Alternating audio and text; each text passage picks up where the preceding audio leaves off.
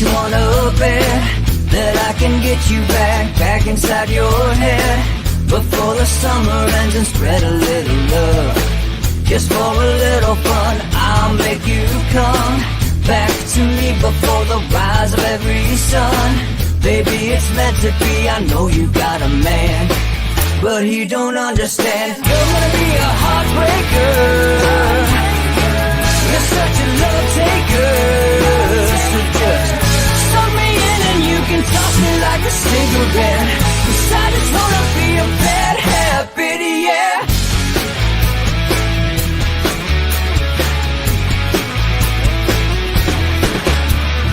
Rhythm in our love, it's impressive, excessive. You can't make this stuff up. My chest beats is restless, wakes the neighbors up above. Yeah, baby, come and show me love. Baby, come and show me love, because you're gonna be a heartbreaker. You're such a love taker. So just suck me in and you can toss me like a cigarette, 'cause I just wanna be a bad habit, yeah.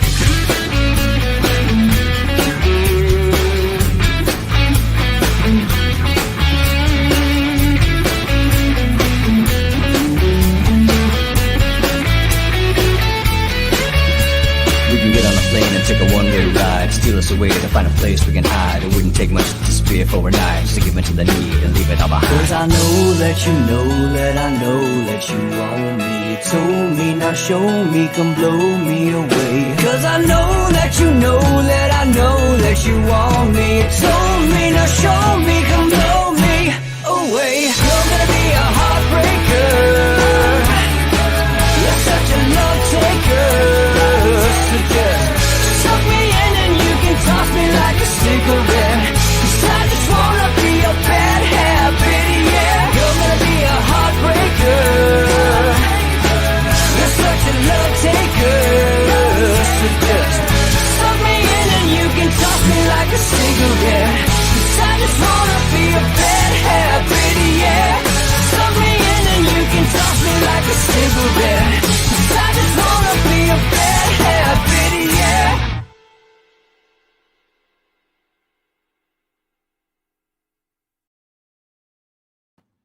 Good morning. Thanks for watching Inside the Numbers with the People's Pundit. I'm the People's Pundit, Rich Barris. You guys can follow me if you don't already on Twitter at Peoples_Pundit. While I'm still there, follow along on YouTube as well. Don't forget to subscribe, hit the notification button. That will let you know when we go live so you do not miss the beginning of the show. And then if you're on Facebook, appreciate wandering over there. Hit the like button on People's Pundit Daily. Let's get that blue check on People's Pundit Daily on Facebook. Get a little bit more, they're going to give it to us. All right. Today, we are going to talk about, we're going to talk about pressure here. That's what we're going to talk about. We're going to put some pressure down on these people because it's at the point now where it's real clear they want to do this little song and dance. We spoke a little bit about it yesterday as if they were halfway accurate, close to halfway accurate. And that simply is not true. And we're going to call on a few pollsters, a few of the favorite media pollsters to just stop polling publicly until you're competent, you're accurate, and you learn how to get it right. You have a lot of autopsy work to do, and instead of jumping into the Georgia recount, instead of polling and telling us how many Americans think this or that, you should probably just stop embarrassing yourselves. And you should probably just stop putting a stain on this industry. In the state of Michigan, polling was off by almost 6 points. In Florida, it was off by almost 6 points. In Ohio, it was off by almost 7 points. In Iowa, it was off by almost 7 points. In Ohio, it was off by almost 8 points. In Texas, over 4 points. In Pennsylvania, over 7 points. In Nevada, over about 6 points. And that's so far. Because after every election, they play around with these averages. They add people, maybe they missed, they did this, they did that.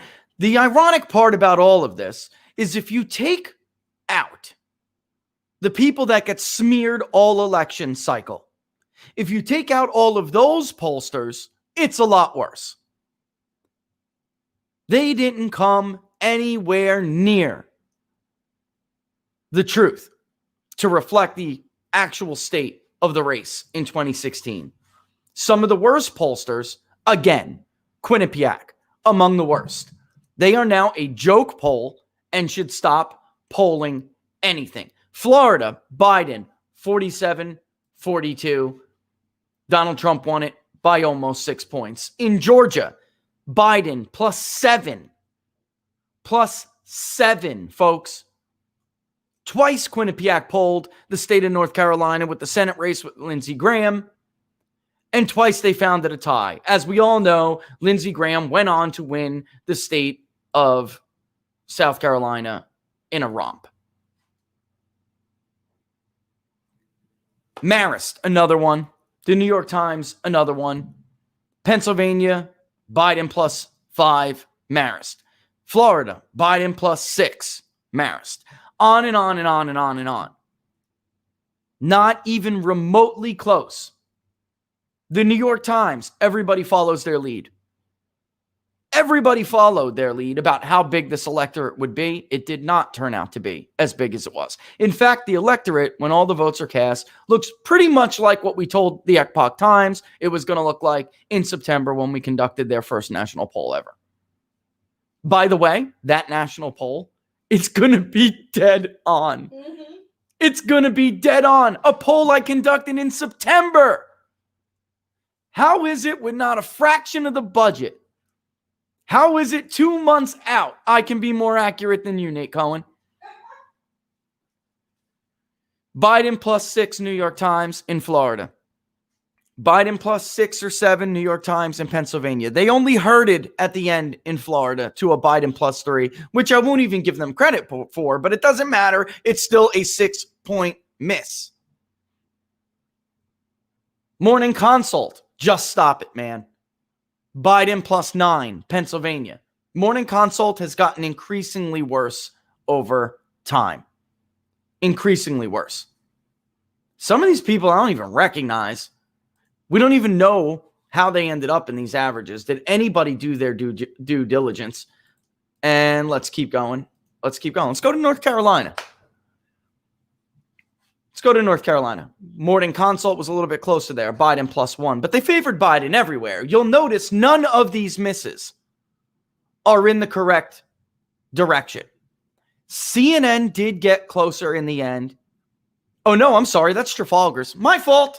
CNN, Biden +6. The New York Times, Biden +6. NBC Marist, Biden +6. Do you see a pattern here?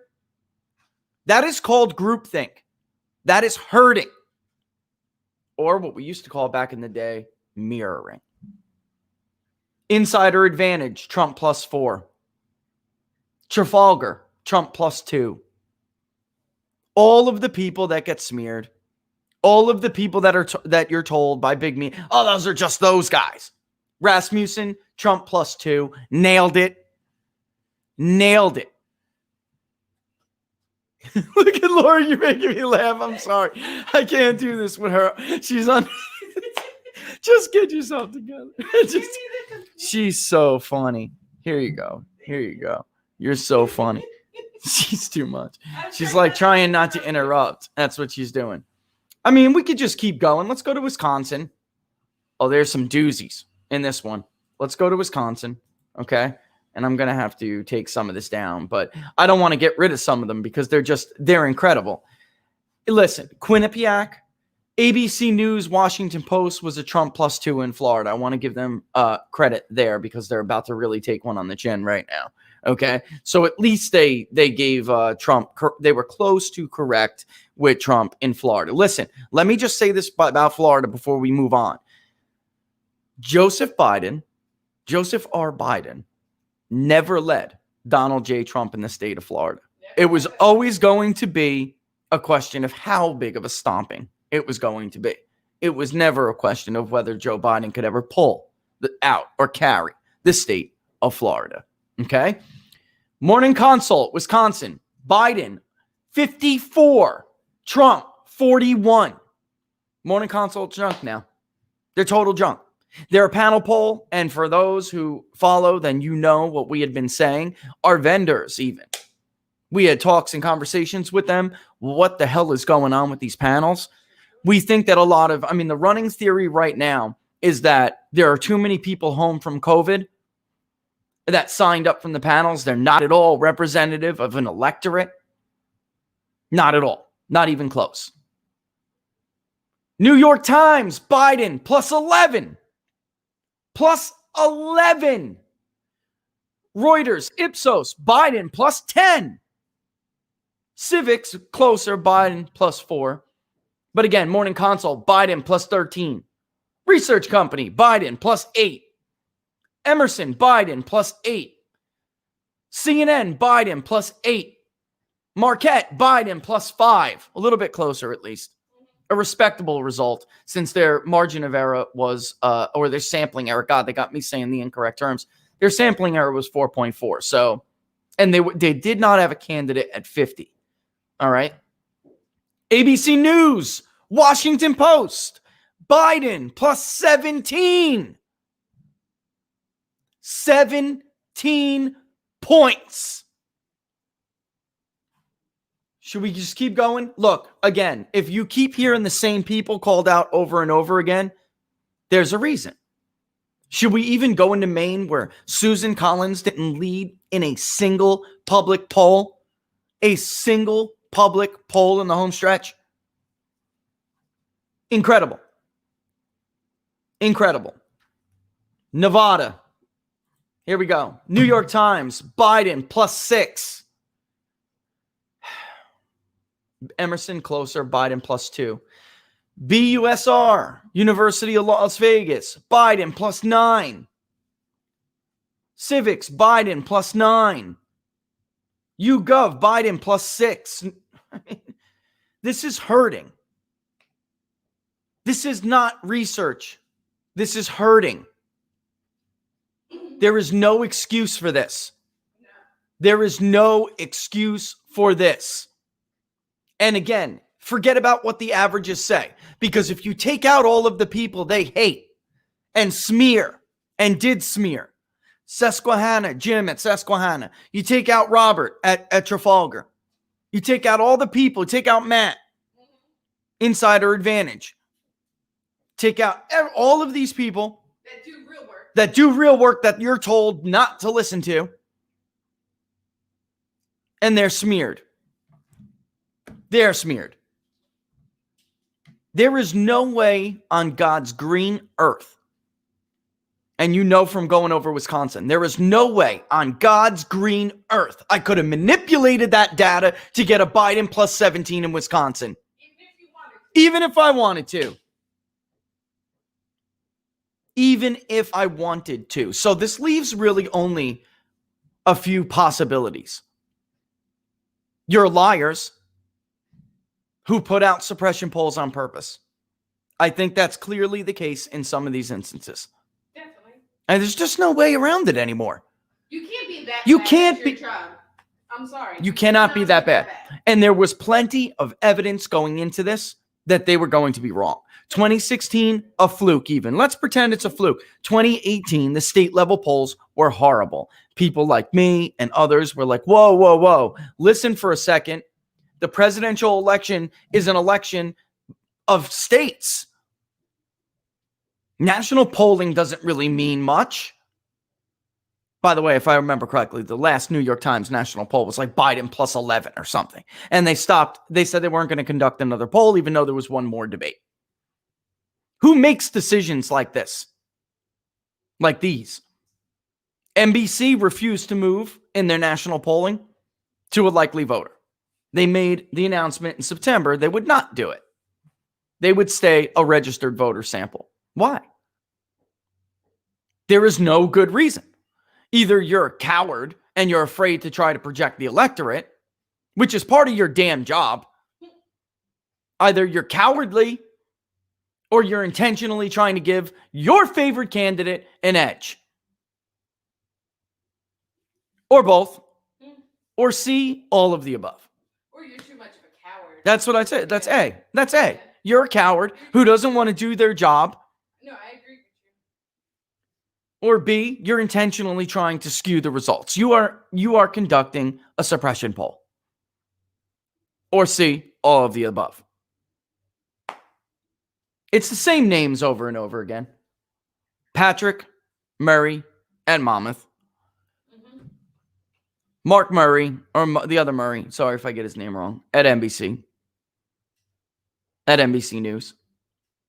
Nate Cohen at the New York Times, Siena Poll, who I tried to professionally engage over what he got wrong in Florida. So let's go and take a look at what he did in Florida in 18. So let's pretend for a second. Let's just pretend. Let's just give him the benefit of the doubt and pretend for a second that he was trying to do his best work. You can't shut out criticism when you don't like what you're hearing. But that's what he did. And I said, in Florida in 2018, this is what you did wrong. He had polled a bunch of Rust Belt states, which we will show you. And I said, this is where you polled? Well, no wonder. This is what you did wrong in Florida in 2018. Gillum anywhere +5 to +9 or something crazy, depending on the electorate, the turnout in the electorate. These polls were living in a fantasy world in Florida, particularly given these Democrats any advantage whatsoever. R plus whatever was always going to be the reality in Florida. It was just a matter of how much. And the argument was, you're not really calling everyone, number one. It's not only who, but where. And look at where he was calling. And yet still he failed to identify the shift in Miami-Dade and along the Space Coast. He failed to do it because his polling mode is archaic. It is not a gold standard. It is a standard. You want to reach millennial men that you can't reach, pick up the phone, have a live interview, call them on their cell phone. That will reach a millennial male that you're having a hard time reaching, or at least certain millennial men, because it'll still skew too damn metro and you won't know anything about the millennial male who lives in Volusia County. At some point, this has got to end. There was plenty of evidence to show him. Not only did he get 16 wrong, he got 18 wrong again. Here's why. And you're gonna do it again. And we showed him where we called. He missed the entire central southern region of the state. He missed the entire north central region of the state. He got Duval County. Why would he do that? There's only one reason why he would do that. There's plenty of evidence to say his mode favors these areas, so I get it.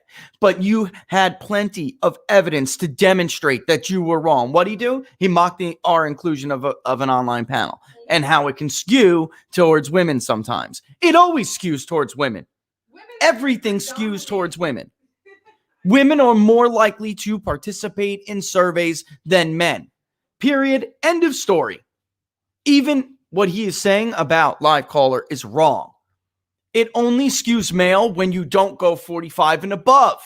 If you set quotas and try to reach every age group, not just every age group, but every age group as it's represented by gender, you will not, in the state by region, and you will not meet that quota. It will begin to skew heavily female once you get above the age of 45. 45 to 64 will skew heavily female, and so will 65 plus, which may make you think that Joe Biden was going to win seniors. A ludicrous proposition. Donald Trump led in every single age category except for 18 to 29 in the state of Florida. Every single category. Why? Because the 30 to 44-year-old working man. That's why. Of all races. Of all income brackets. It's incredible. And these same people just keep coming up over and over, and they're going to parade on like they're still an authority or something. That's the irony of all of this. I mean, we could keep going. I could share the screen with you, but just take my word for it. Go look up the averages later yourself if you don't believe me. I am not kidding. Pennsylvania was egregious. Egregious. Wisconsin was the worst so far because they all followed Nate's lead at the New York Times. Because for those of you who are not in media and don't understand, when it comes to hard news reporting, when it comes to editorials, when it comes apparently now to polling too, everybody follows the New York Times. They're a bunch of groupthink herders. They haven't an original thought in their head put together, in all of their heads put together. And apparently this time they once again followed them right off the damn cliff. Sure did. Polls that don't even include third-party candidates we're getting, as if the ballot was a head-to-head ballot or something. No explanation. No excuse. None. So Quinnipiac, specifically, Quinnipiac.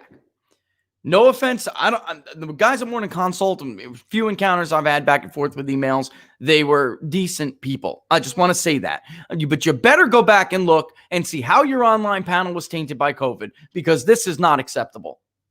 This is nowhere near reality. This is not acceptable. It can't go on. I can't let it go on. I can't. The people at NBC, you're always the worst pollster. Are you aware? No matter, everybody knows, man, the jig is up. Doesn't matter what your stupid little grade is on your dumb little pollster scorecard you tout from that fake website with a fake model. You suck. You're constantly the worst poll. Don't you care?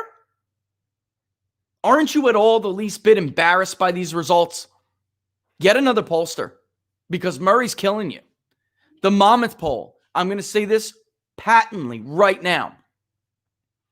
There in 2016, we had people come to us that had people under Monmouth go elsewhere, who flatly told them that he frequently fails to collect enough responses for demographic groups, and they essentially duplicate responses to make it look like they got a bigger sample.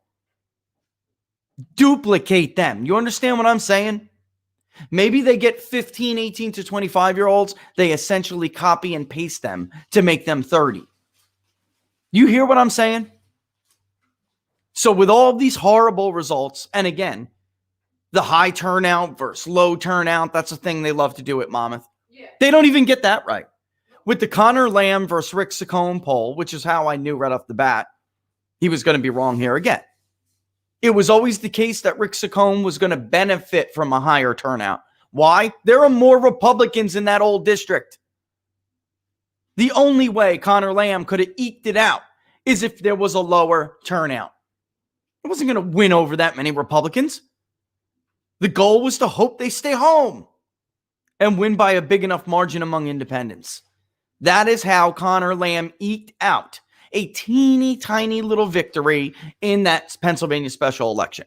But if you would have looked at the Monmouth poll the day before, he would have told you that Lamb could win this thing by 8 points if only there's higher turnout. It was the exact opposite. The exact opposite was true. And that is a hedge anyway. Well, it could be this with this kind of turnout. It could be that with this kind of turn. That is somebody who is trying to skate on their job of projecting what the electorate will look like. That's a coward move. That is a chump coward move. You put your chips on the table. Here's what the electorate's going to look like. This is what we think. Could it be wrong? Of course it could be wrong. In Wisconsin, when we put out our Biden +2 in Wisconsin, we did so telling people, this is what we project the electorate is going to look like. But if it's wrong, Trump will carry the state of Wisconsin. Guess what, guys? It was wrong. By all indications, Trump should have carried the state of Wisconsin. All right? And it was never going to be Biden +17. I couldn't have fudged the numbers enough. I'm going a little bit easy on Fox right now, only because they're not in that last final couple of days.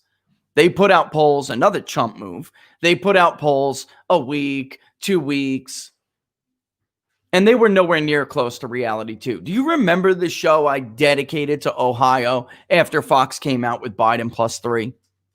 And I even told Rasmussen when they came out with their Biden plus whatever in Ohio, I said, look, I'm sure you did your best, but I disagree. And they reached out. We had, and they talk, and this is the difference, is where I'm going with this. This is the difference. So then we speak to them, and I'm like, look, this is what I suspect you did wrong. And they legit took that to heart. And if I'm wrong, then it's because I did this wrong. Then we would go down the list. And we talked to each other and shared ideas. They only talk to the people that agree with them. They only stay in the echo chamber.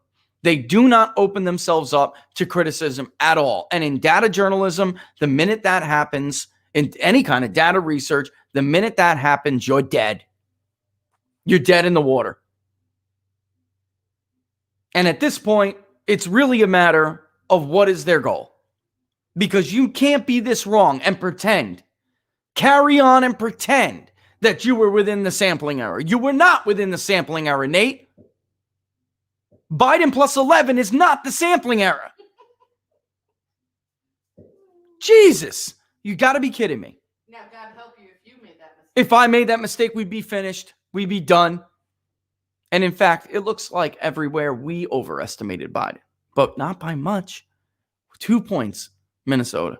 But that's all. 2 points, Wisconsin. 2 points, Michigan.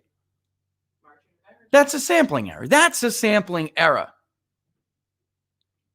Trump, 1.5, 2 points, whatever it turns out to be in Arizona. 2 points. That's a sampling error. And I'll beat myself up over that damn poll in Arizona. I will kick the crap out of myself for that kind of a miss. If I ever miss like Nate Cohen, I'd pack it up. I'd pack it up. I'm a total failure at my job, and I should just stop doing it. If I missed like Quinnipiac, I'd be gone already. I would no longer waste your time. You know what it would be a matter of to me? It would be a matter of how much did I mislead people? My impact on this narrative in this election cycle was a net negative. I'm gone.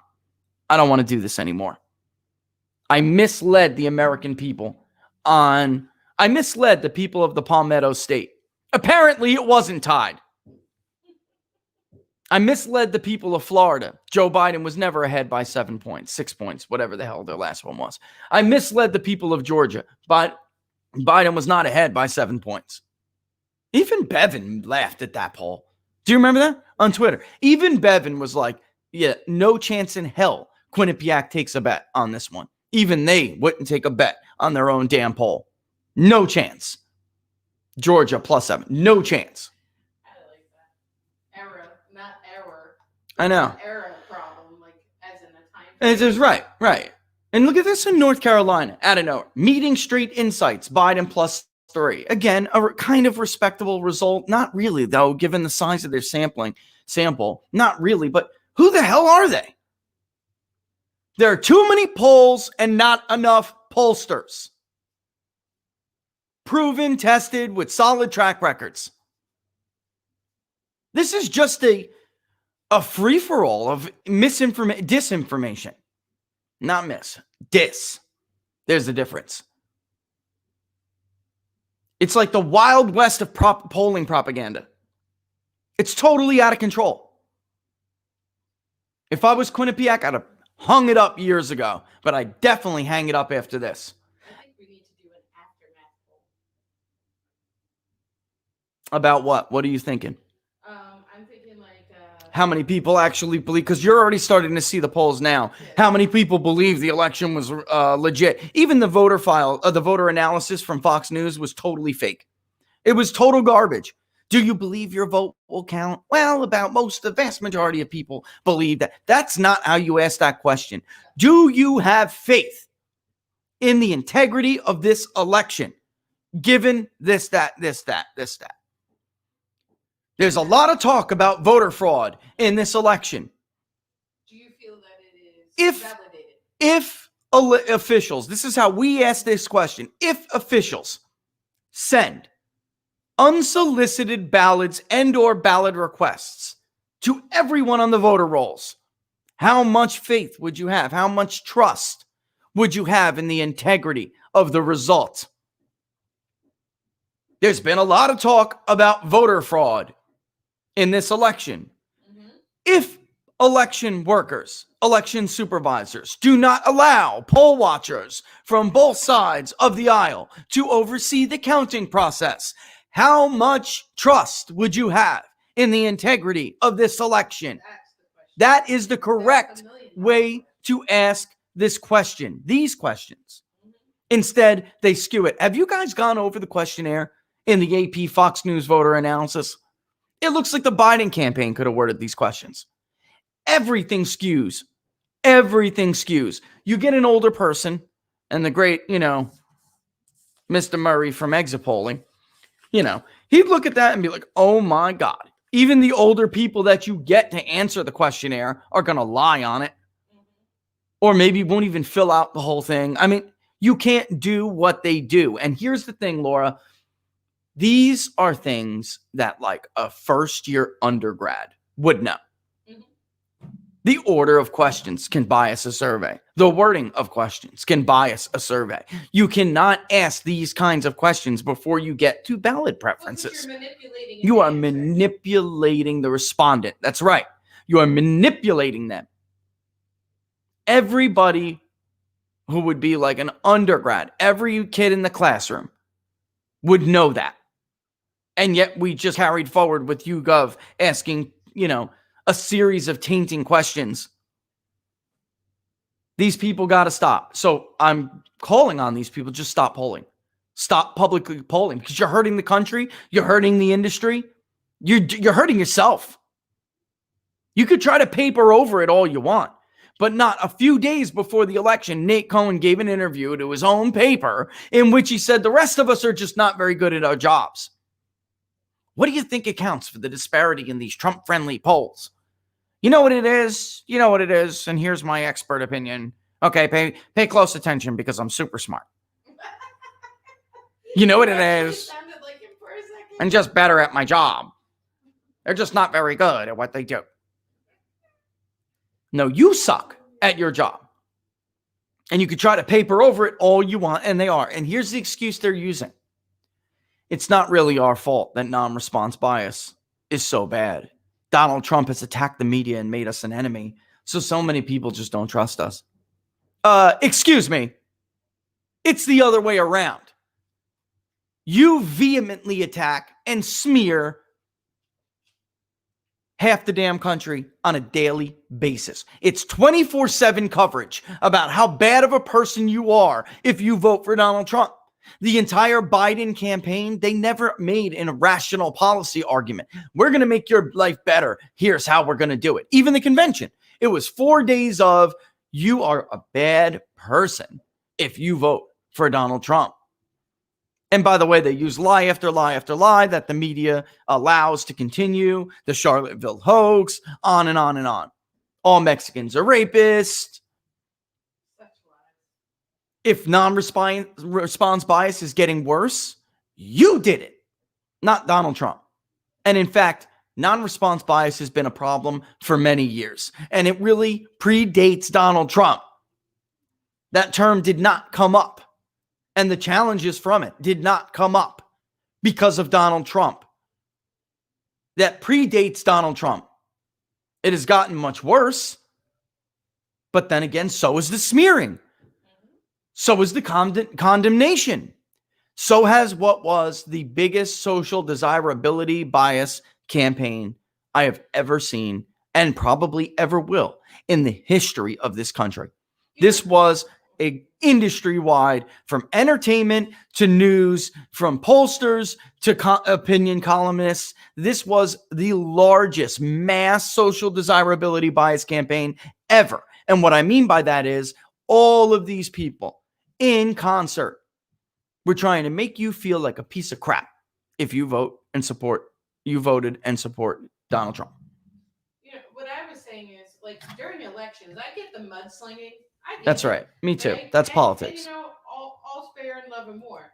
But when you mess with the integrity of the election process, you're asking for it.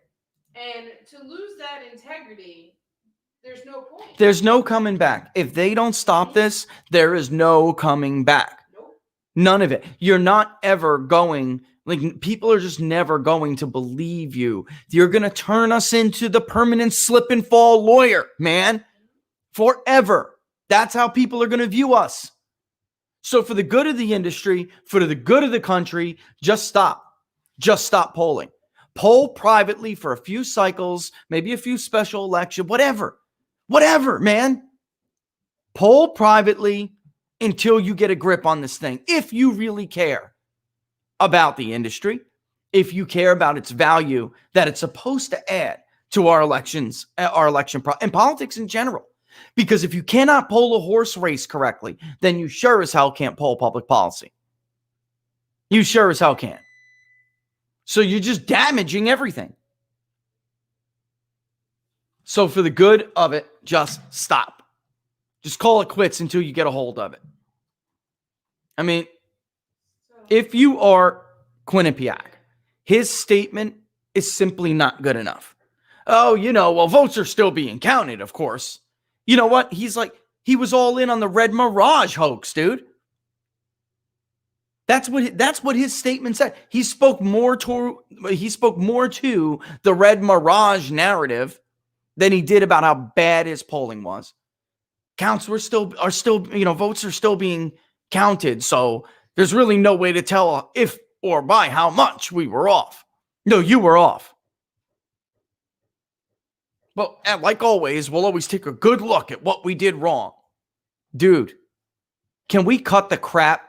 In 2014, you were pro-Republican. Ridiculous leads for Republicans that they did not have in Iowa. Joni Ernst +8. Cory Gardner in Colorado by 8, whatever it was. Did that have anything maybe to do with the fact that Republicans used to open up their doors and invite you in and pander to you, have the food brought in from the caterer, and then after 2014, they shut you out? What does a university pollster, what business does a university pollster have up on Capitol Hill with politicians explaining their polling like you're their personal private pollster? What business do you have there? And then miraculously, they stop giving you attention at the GOP and your polls go crazy Democrat slant. Cut the crap. Well, pretend like we don't know what's going on there. You're watching Inside the Numbers. It's 10:38. Don't forget to subscribe to the newsletter in the video description, because with videos like this, folks, it's only a matter of time. Don't forget to subscribe to the newsletter.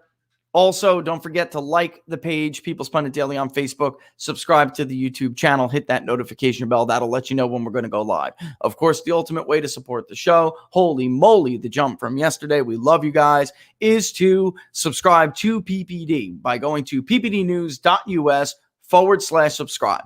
ppdnews.us/subscribe. And yes, of course, we have Venmo and PayPal, but we always tell people, if you want to give after that or something just to support our work, that's great. But we'd rather you subscribe first and get something for it, because you may give us something on Venmo or PayPal to support the work we're doing, but then you don't have a subscription account, right? And the content will juice up again, because now that the election results are coming down, starting to pull back a little bit, we're going to hit those economic indicators. I'm in the middle too of writing 3 articles. The very first one is about why polls got it wrong again.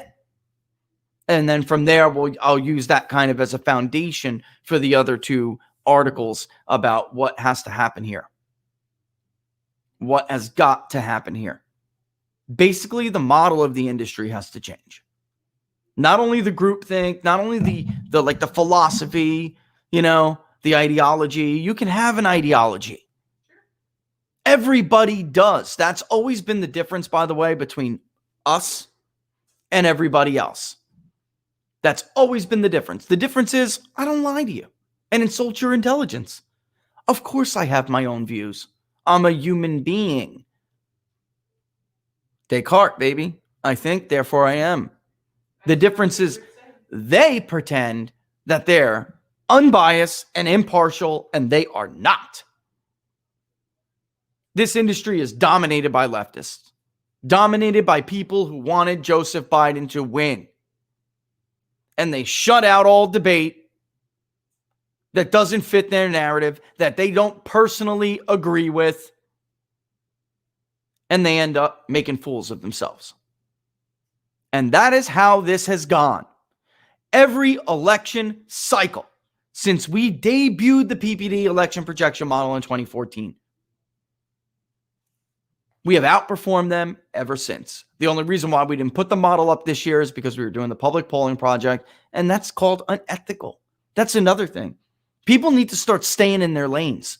You can't poll for Democrats and then run to a media organization and be their pollster. That's unethical. Unethical.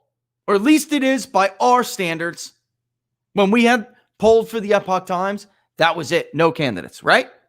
No candidates. Sorry, can't do it. Can't do it. Public polling project? Sorry, can't do it. You may end up being in a state that we're polling or a state that we could poll if the audience chooses to that particular state. That is a conflict of interest, or at least it damn well should be. It damn well should be. So anyway, if you're on that list, if you thought I was going to let you skate, you are sadly mistaken. Sadly mistaken. And now, thanks to the good political viewers of the United States of America, thanks to the good, decent people of America, I now have an audience to make sure that you don't skate on this. And you're not gonna. It's that simple.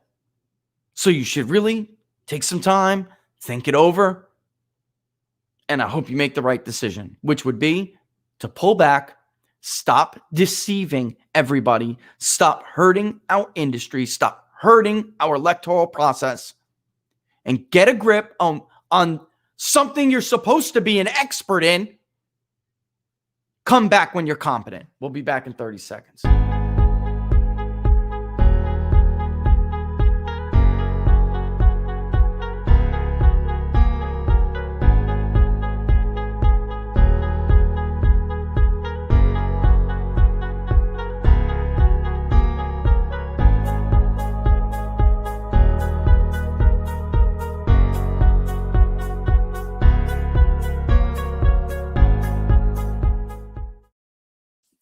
All right, thanks for backing that up a little bit, man. Laura, she set it up. I think somebody nudged into it, you know, and she just fixed it during the break. I don't like it all up on me. And go on shows, you know, and they're like, you got to be here, scoot this way, scoot that way, right? And now I know why. I mean, you got to make it perfect. Got to make it perfect. So we're going to up our game here, man. We got the deck coming, right? Yeah, we got Laura's deck coming. So Laura's going to be able to play around with the deck, man. She's going to be able to do whatever she wants on the deck. It's a producer's dream, right? The better thing. We did go with the safe and easy way today, but it's getting there. Hopefully by tomorrow. It's got to look. I'm a bit of a perfectionist, a little bit, which is why it always took so long to put out those polls. You know, like we're getting to a point now, and I do want to touch on some of this. There was something we did this year. And we did it at the direction of Robert Barnes. He was like, look, why don't you do this? Don't wait for it. Don't wait for it. But maybe you should ask about nationality and ethnicity. Because we know, and in fact, we do have a lot of those. There's a lot of unknowns in the voter files, so you can't really know exactly for sure. But you can generally get a great idea. Like take the state of Pennsylvania, for instance, okay? You can generally come to the conclusion, not generally, you can come to the conclusion that ethnically or nationality, nation of origin, all right, that most voters in the state of Pennsylvania, or not most, but the largest chunk of voters in the state of Pennsylvania are going to be of German descent in some way, shape, or form, right? Yet what we found during our polling this year is that Germans are far less likely to even want to participate in surveys. English, love to give you your opinion. They also happen to be much more educated than Germans and Italians. And they also happen to be overrepresented in every damn raw sample. But it was like, we didn't wait for it, but what it did do was tip us off whether or not we were right by region. because we know where a lot of these people are. In fact, in Pennsylvania, one of the regions is constantly referred to as Dutch. Why is that? So if you poll there and you're like Polish overwhelmingly, you did something wrong. You disproportionately hit a neighborhood or something that you should not have hit, right? That has that ancestral national origin in its DNA. It was really great. So painstakingly poring over this stuff as it was coming in. And it was constantly to English. Even in states where, and I know you guys, somebody always takes issue with it, but the census listed as Norwegian. I'm sorry, they do. Okay. But I'll submit to the idea of just like Nordic countries, but we follow the census terminology. All right. And in Minnesota, for instance, huge share of the vote. In Wisconsin, huge share of the vote. In Pennsylvania, not so much. But we still did hit them. And they overwhelmingly supported Donald Trump, so we knew Wisconsin was going to be close. Closer than media polls suggest. And that's why, again, region matters so much. Because you cannot simply poll Milwaukee and the surrounding areas. I'll give it to Marquette. At least they put out their geographic distribution from who did and did not participate in their poll. But you could see from it that it was a problem. You could see they did not reach the entire state. Greene County, Pennsylvania.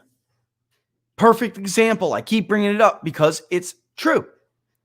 Greene County, Pennsylvania was not going to vote for Joseph Biden. Yet the New York Times poll, if you go down the New York Times poll, Biden was leading in Greene. And the rest of the Southwest in Pennsylvania, outside of Allegheny. Crap. Garbage. There is such a thing called bad data. And sometimes a pollster should use their judgment whether or not to release that data. Even if a client paid for it. It doesn't happen often. A notable exception, or at least a notable example is probably a better way, is when they spiked the Des Moines Register poll in Iowa before the caucuses, the Democratic caucuses. That is not, God bless you. That is not, I don't believe, CNN and Seltzer, I guess, made that decision together. I don't believe that was a valid reason to spike that poll. Because one interviewer may or may not have missed a candidate while they were reading through their questionnaire online because their Zoom was too far in. That is just not a valid explanation. One interviewer probably got through a handful of people that day. That's it. That's all. And that interviewer's responses could have been junked, could have stayed in the field a little bit longer, if need be, and you could have released that poll. That's not what I'm talking about. I'm talking about sometimes having the courage to go to your media company and say, we didn't get it here. Something is not right. Greene County is not going to go 65-35 for Joe Biden. Donald Trump got nearly 7 out of every 10 voters in Greene County last cycle. This doesn't make sense to us. I think we collected bad data. This was bad data collection. Sorry, but I don't think we should release it. Now, when you're done with a product and you poll for a media company, the way it works at Big Data Poll, it is their product. They own it. But it doesn't mean you can't have the courage to stand up to them and say, listen, this is not good work. It happens sometimes. It's a shame, but it happens. It happens to everybody. You have to know when to spot it. Biden plus 17 in Wisconsin is either a lie, an outright lie, or it was just bad data that they refused to tell ABC News and the Washington Post that they should not release. I'll leave it to you to decide whether or not you think it was a lie. I personally don't know. Being that we polled Wisconsin in that same period. We were in the field during the same time and before and after. There was no way to manipulate that data to come to Biden plus 17. There was simply no way. It was a lie. That's my opinion. It was horse crap. The voter file over the years in Wisconsin has gotten so much more Republican.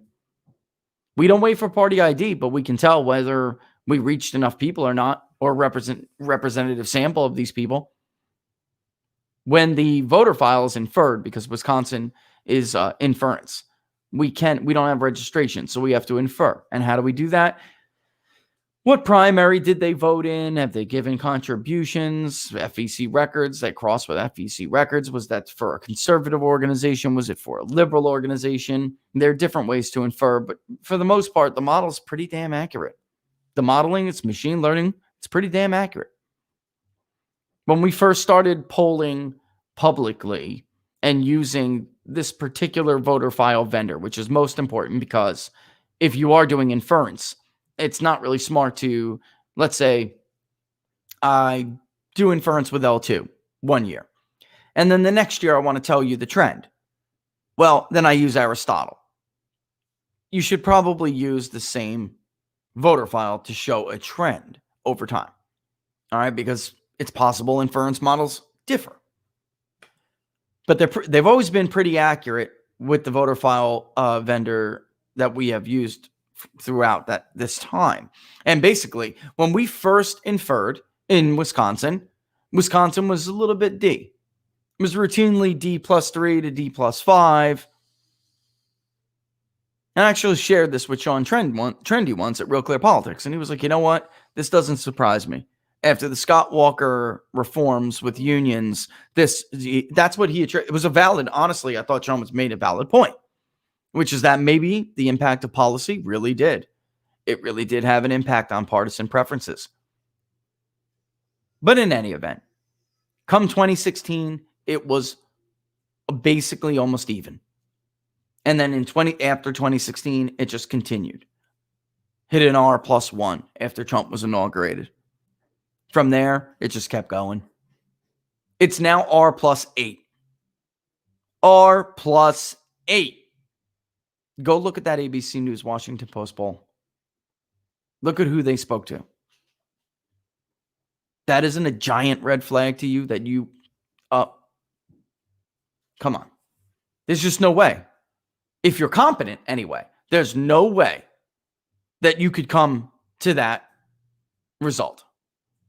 Not if you're competent. So it's got to be something else there. Because I can't keep leaning to whether or not they're competent enough, Laura. We've been over this now for 4 years. There was ample evidence to show everything I've been telling you all for years is true. And they know it's true. Most people know it's true. I never get these, in the private sector of what we do. I never get anybody who disputes this. They all know. Different groups of people respond to different modes at different rates. And the logical conclusion to draw from that is if you want to reach a representative sample of the electorate, you want to get adequate sample sizes for each subgroup, you need mixed mode to do so. And we've learned over the years how to basically use online. Everybody essentially conducts it online, but it's still mixed mode because we're using different techniques to reach them. Well, because grandma doesn't like to respond. Grandma doesn't want to take that survey online. Granddaughter. That's right. Grandma doesn't not like to sift through her emails. You got a new survey to take. She's not going to go sign up for that panel. Call her on that landline. Call her on that landline. You'll get her. Mm-hmm. You'll get her. She'll talk to you. It's just common sense. It's common. A lot of this is common sense. That's right, Laura. Totally right. A lot of this is common sense. But now there's just plenty of empirical evidence to back it up that they chose to ignore. And that is the key fact here. They chose to ignore this. Which really shows you how dumb they think you are. That's right. That's not only how smart they think they are, but how dumb they think you are. Because they think they can just keep doing this over and over again. They really do. Folks, they really do. It's astonishing. Did you see anybody retire yet? You see anybody get fired yet? No. Are they going to fire SRSS or whatever it is that that other group that CNN replaced ORC with? CNN fired ORC after 2016. What was their crime? Showing a competitive race. Being the only major cable news outlet to have a Trump +1 national poll at any period during the cycle. How dare.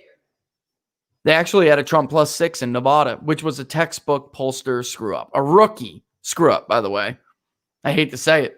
Rookie to Nevada, I mean. Republicans are typically overrepresented in the state of Nevada. It's just the way it is. Nevada, whatever. And that's why I told you guys when we were doing the public polling project, I'm like, look, I'm sure it will be close. But I think it's pretty much a waste of money. We poll it, I'm going to come up with a Biden +2 or 3. I'm telling you, I already know it. It's close because Donald Trump is winning more of the Hispanic vote. And he did. He won more than 40% of the Hispanic vote in Nevada. Unbelievable. By the way, in Clark County, they completely invalidated a down ballot race because they couldn't separate the fraud from the legitimate election result. Talking about, I don't know, I asked them yesterday, it impacted like 130,000 ballots or something. Something crazy. And they invalidated it. But they don't have no plans to invalidate the top of the ballot that happens to be the most important. Who is and is not the president of the United States. Why would they do something smart like that? It's incredible. It's incredible.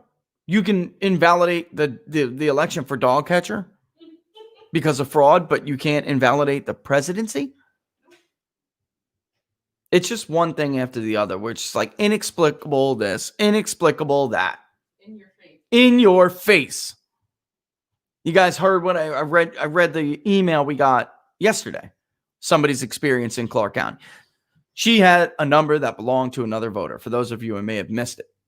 An old voter with an old record, a change of address flag, should not even be voting in Clark County. Yet he had a duplicate record, still remained on the rolls in Clark County, and then remained on the rolls in another. One voted, one didn't, yet she just kept getting calls from Democratic operatives saying that you haven't done your ballot yet. We'll help you cure the ballot and get it in. You haven't done it properly. And she's like, what the hell are you talking about? I'm a woman. They didn't care, by the way. They did not care. So when everybody wonders how Georgia started to run away a day or two later, beginning with a day or two later, just keep that in mind. Is it at least possible? Twitter censored me for pointing out that former Obama acolyte tweeting about how he needed help to cure all of these ballots. He was talking about something that was, it is demonstrably true that what he was requesting help with is illegal in the state of Georgia. We got all these thousands of ballots and we need your help fixing them. We need bodies. Got to be kidding me. You have got to be kidding me. In Floyd County alone, they miraculously found, Laura, I don't know if you saw, in Floyd County alone, they miraculously found about 2,000 ballots. Do you know what Trump's net gain from those 2,000 ballots were? 800. That means he overwhelmingly won these ballots that they just, forgot to look in the closet. Laugh at that. How do you not get fired from your job for that? Meanwhile, Or caught right. doing it? Meanwhile, these little, they're throwing you little bones and not addressing the main problem, which will impact significant numbers of votes. They're throwing these little bones. And they're only finding these things. Same thing with Antrim County, Michigan, by the way. They're only finding these things because the people who were counting the votes actually were cooperating. They were that is not the case. And that's true of even red counties. We have a very red county here. Our district is R32. Yet in our precinct, who counts the votes? 4 Democrats. Crazy. It's like that everywhere. Get involved. people. Get involved. Get involved. That's what I can say. You tired of waiting whether or not you could trust Democrats to count ballots correctly? Get involved. Because I'll tell you, as somebody who's from an area with a Democratic machine, you cannot. They cheat even in bluest of blue areas. They just can't help themselves. If you're from anywhere, Jersey, New York, Philadelphia, you're anywhere in the tri-state area, from anywhere in the tri-state area, a blue area with a Democratic machine, and you've been involved in politics for years, you know damn well they cheat. I watched them in my very first presidential election cheat like crazy in Asbury Park. It's crazy. Why though? Why do you have to? Because you know what? I think they're afraid to show. Was Jersey competitive? Not as influential as they appear to be. Yeah, well, look, Laura, there's no doubt. In the urban areas in our polling, we had been speaking about this for 2 months, conducting these polls. This is not the same coalition that supported Donald Trump in 2020. You'll see him do a little bit worse in areas that may surprise you, but he's going to do a whole lot better in urban areas. He is not going to underperform in the suburbs the way all of these pollsters are saying he will underperform. And he did not. We're going to talk about this after the break. We're going to go over this. First, we'll look at Michigan. Over and over and over and over, we kept identifying the same group of people, 2 groups specifically, over and over and over, who were, you want to call them the shy Trump voter. And I believe they are really a shy Trumpism voter, Trumplican voter. Because if somebody picks up the mantle for Donald Trump and runs with it, we're going to have these problems with them too. Because these are people who have cultural and social desirability pressures that are very difficult for them. You know, a black man, a young black man in urban America admits to his pastor or admits to his parishioners, fellow parishioners, the congregation, admits to his mother at the hair salon with her friends that he's voting for Donald Trump, he will be castigated, subjected to exclusion from family events, friend events, shunned, man, shunned. If a white woman who lives in an upper class suburb, Carteret County, North Carolina, Morehead City, admits to her friends at the Tupperware party, or whatever the hell it is they do, that she likes Donald Trump and is going to vote for him, she may not get invited to that next Tupperware party. They can take their Tupperware. This is the reality of what we live with in this country. And for the New York Times to say it's Trump's fault for attacking the media, he made non-response bias worse. That is really the saddest end to the saddest performance of these sad little immature people they could have possibly mustered. It is the total opposite. Because you attacked, because you demonized, because you vilified more than half of the country, in my opinion. Really, it is more than half, because there's just so many people who don't vote, Laura. You vilified these people. You made it worse. You made it unacceptable to hold their political beliefs. Donald Trump didn't do that. He just spoke for them. He just represented them. He was just their voice against you. And these people will not transfer over to the next any Republican. Oh, that people, we're going to get into that in the weeks to come. The Republican Party better understand really clear. There's a reason why Donald Trump basically tied Biden in Arizona and McSally lost by a margin outside of any potential shenanigans. And in fact, actually, what I've been hearing is crazy to me. But I'm not, after everything we've seen, I won't dismiss it outright. Which is basically that if you lost by 6 points or more, you need to dig, or 6 points or less, you need to dig into it. That is what I'm hearing, which is crazy. 6 points? So Robert Cahaley was right about Pennsylvania. We always said, yeah, of course there's shenanigans. There's shenanigans in every election.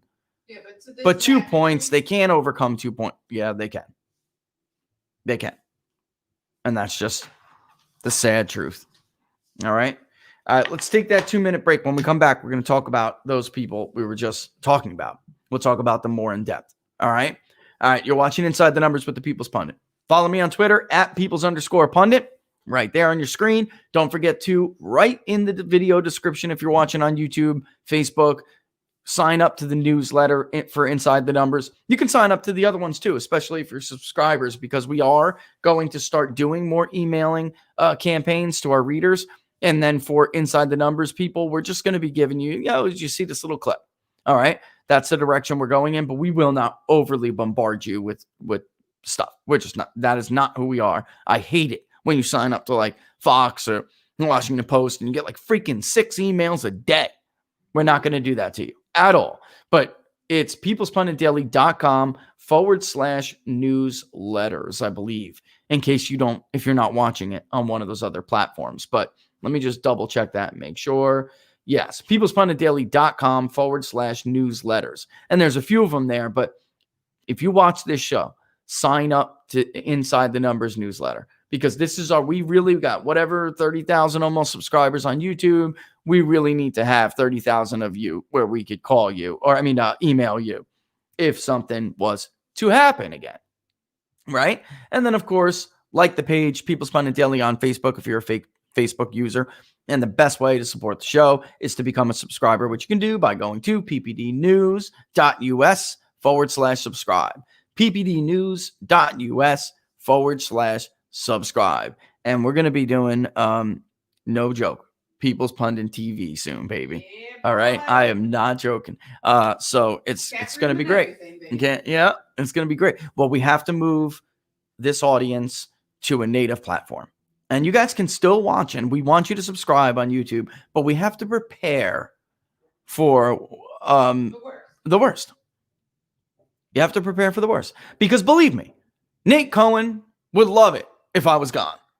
Quinnipiac would love it if I was gone. True story. The Murrays would love it if I was gone. Then there would be nobody around to point out this nonsense. They would love it. All right, so we'll be back in about 2 minutes. I'll leave you with the soothing sounds of Bowen Band and Bad Habit. Catch you on the flip side.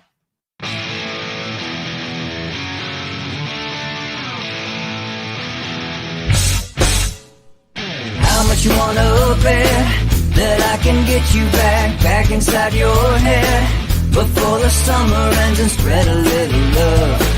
Just for a little fun, I'll make you come back to me before the rise of every sun. Baby, it's meant to be. I know you got a man, but he don't understand. You're gonna be a heartbreaker. You're such a love taker. So just suck me in and you can toss me like a cigarette. 'Cause I just wanna be a bad habit, yeah.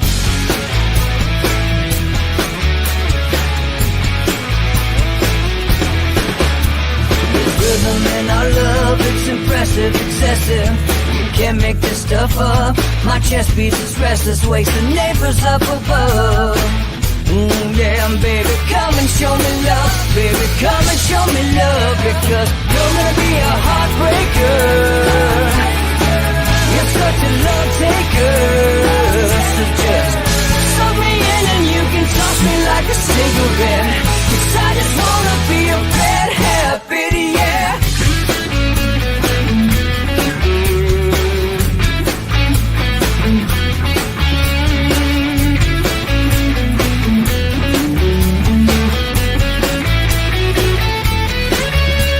We can get on a plane and take a one-way ride, steal us away to find a place we can hide. It wouldn't take much to spear for knives to give in to the need and leave it all behind. 'Cause I know that you know that I know that you want me. You told me, now show me, come blow me away. 'Cause I know that you know that I know that you want me. You told me, now show me, come blow me away. You're gonna be a heartbreaker. You're such a love taker. So just suck me in and you can toss me like a cigarette. 'Cause I just wanna be a bad habit, yeah. You're gonna be a heartbreaker. You're such a love taker. So just suck me in and you can toss me like a cigarette. 'Cause I just wanna be a bad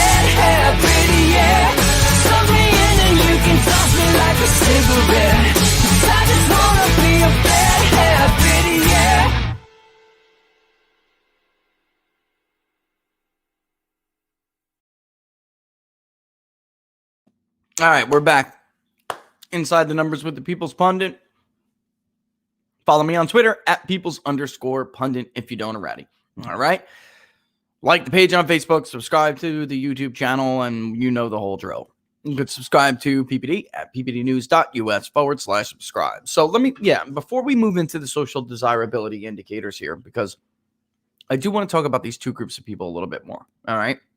And specifically, I want to read off some results, like how much more likely were they to give a positive response to one of the questions that was designed to identify a liar.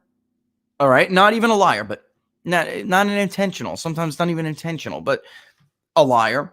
People who felt social desirability pressures that made them reluctant to tell the truth.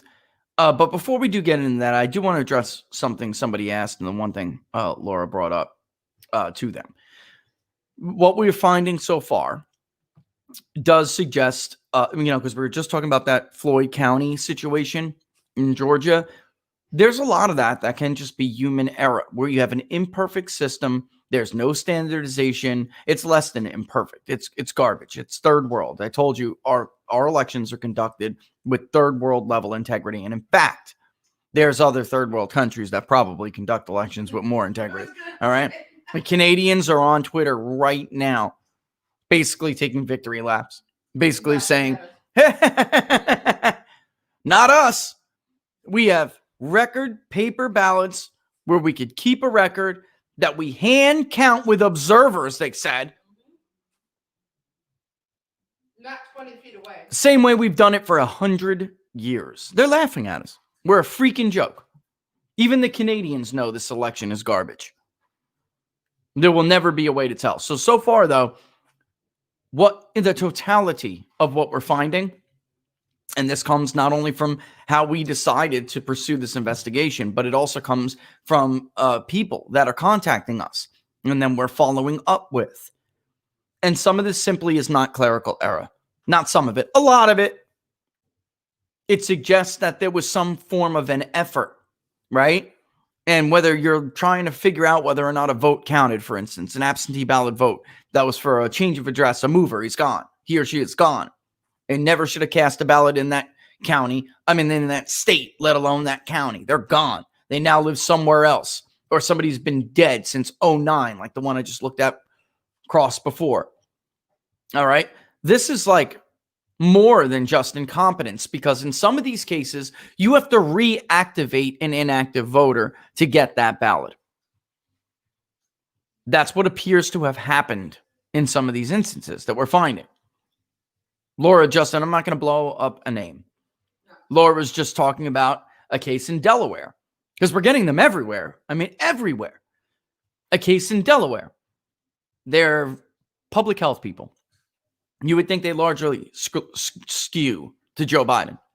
17 staff members, 17 nurses, other whatever, all voted for Donald Trump, absentee ballot.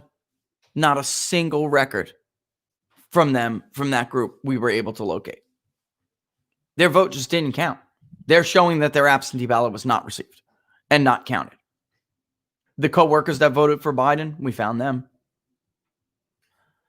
This is not, they were located. This is more than a little bit suspect, guys. More than a little bit suspect.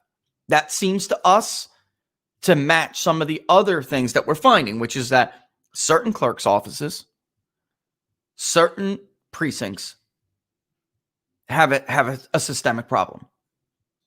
They were tossing Trump votes, whatever it may be. They were tossing Trump votes, somehow allowing dead people to vote, somehow allowing change of address flags without updating the This is the thing. You remember the bullet points, guys, going over the bullet points all through the election.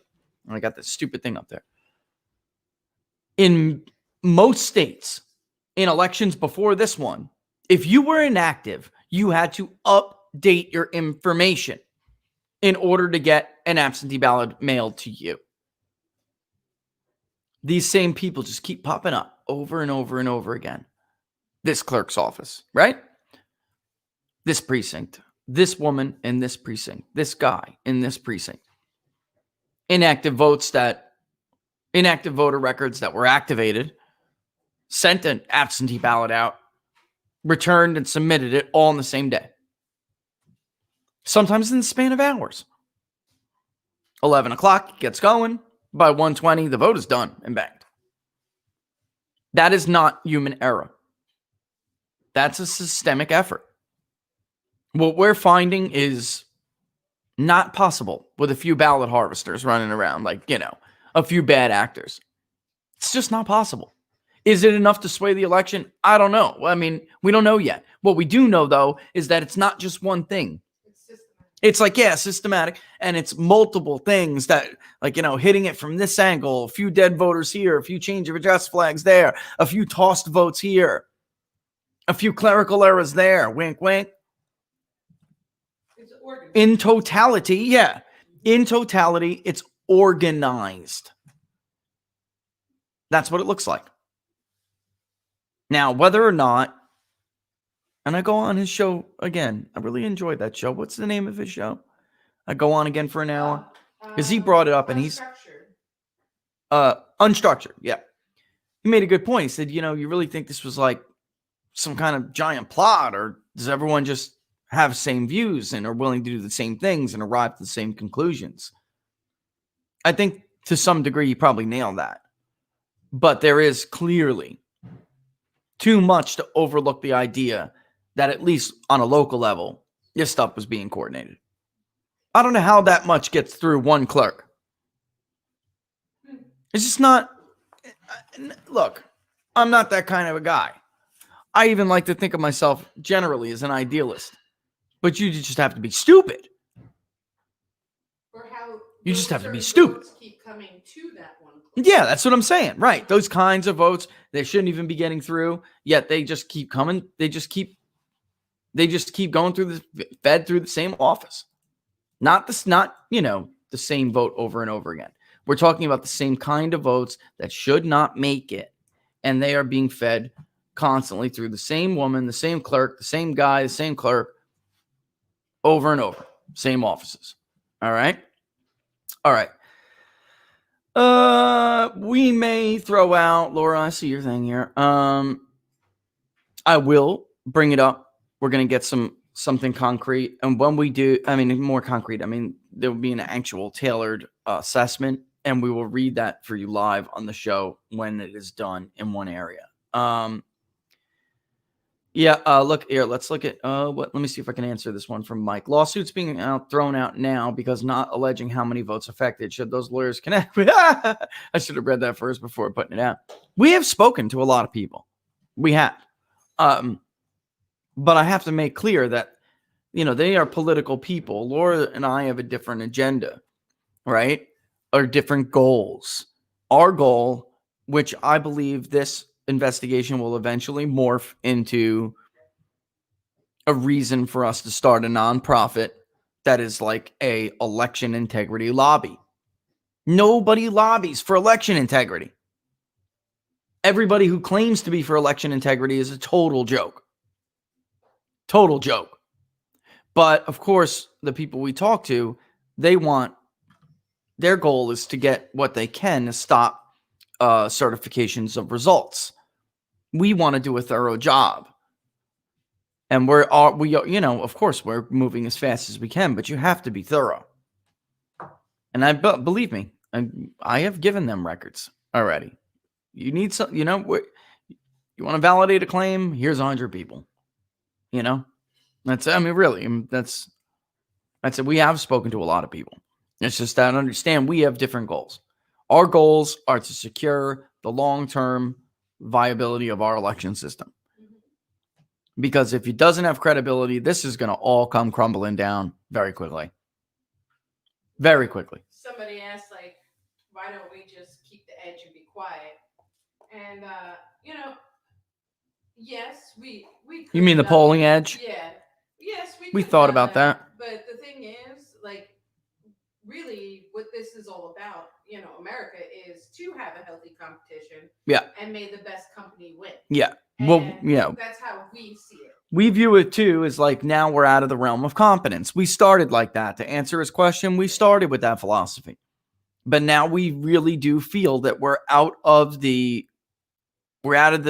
period where it's a question about competence. We're now into a period where it's probably all of the above incompetence, and not probably, it is all the above, and they're intentionally deceiving people. Yes. We really do believe that now. I mean, she has always believed it. I've always given them the benefit of the doubt, but there's just no way to keep doing that. There's no way for me to keep doing that. I'm a numbers guy. I know what they're doing. You remember that show we did in Ohio? Biden +3, Fox News poll. I had just polled it. It was Trump +10 in the raw data. Waiting, it was like, Trump +8 or whatever for the Epoch Times. It was Trump +8. And then never got closer to 6. And I did the live show to show you how badly I had to manipulate the data to get Biden within 4 points. You remember that? It was like 48-44 or something, I think. But really, that was manipulation to do that. And we don't wait for party ID. You get everything else right. The electorate will tell you what it will look like. That's our philosophy. And it was really no less than Trump +6 the entire time. So I was just completely floored when Fox News came out with Biden +3. Folks, Joseph Biden never had a lead in Ohio. He never had a lead in Florida. He never had a lead in Iowa, which I thought that potentially maybe, if you guys remember, up to a few points to the left of Ohio this time, which it had been traditionally and historically. But it wasn't. It turned out to be about a point to the right again. Very similar to 2016. I mean, in the end, but I think they came out, what was their last one? Trump +3. They finally heard it in the end. Fox, Trump +3, still underestimated the guy by 5.5 points or something. It was a total joke. It was never competitive in Ohio. Never. Never, ever, ever, ever. Never, never, ever, ever, ever, ever, ever. Never. And Iowa for a second looked like it could be a little bit closer. But when I say close, guys, I mean, if Ohio is Trump +6, the lowest Iowa will be is +3. And I mean a solid 3. Like a hard 3. Like a hard 3, right? That's a hard 3, man. It is not going below it. But for the most part, it was a blowout. It was a freaking blowout. There's no way that Florida voted the way it did. Ohio This is why voted Laura the doesn't way it believe did. any of it. She doesn't. And Michigan voted for, yeah, okay. Yeah. And Wisconsin, actually. Wisconsin and Pennsylvania, I mean, Wisconsin, that's what I mean. Pennsylvania. Yeah, okay. Wisconsin's tricky to pull, so it looks like a Democrat could have a stronger edge there than they do. It's tricky. It's just the way it works. But Pennsylvania, as Laura will tell you, was more pro-Trump than it ever was Biden. Or the way when we started the public polling project, I think it had kind of misled people. Like that first poll came out, it was Biden +2. That was like the biggest lead we ever saw. That was the best performance Biden ever had in Pennsylvania. That was way before. For the Epoch Times, it was Trump +1.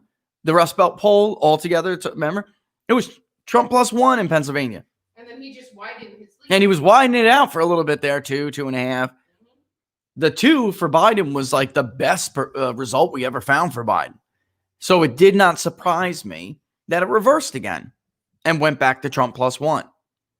Especially because in the rest of the battleground states, for the most part, the other battleground states, those undecideds, the truly undecided, and whether I'm going to vote, those went to Trump 2-1 in most battleground states. They went to Trump 3-1 in Pennsylvania, which means those people went from being on Trump's ticket, right, before, to going to undecided only just to go back to Trump.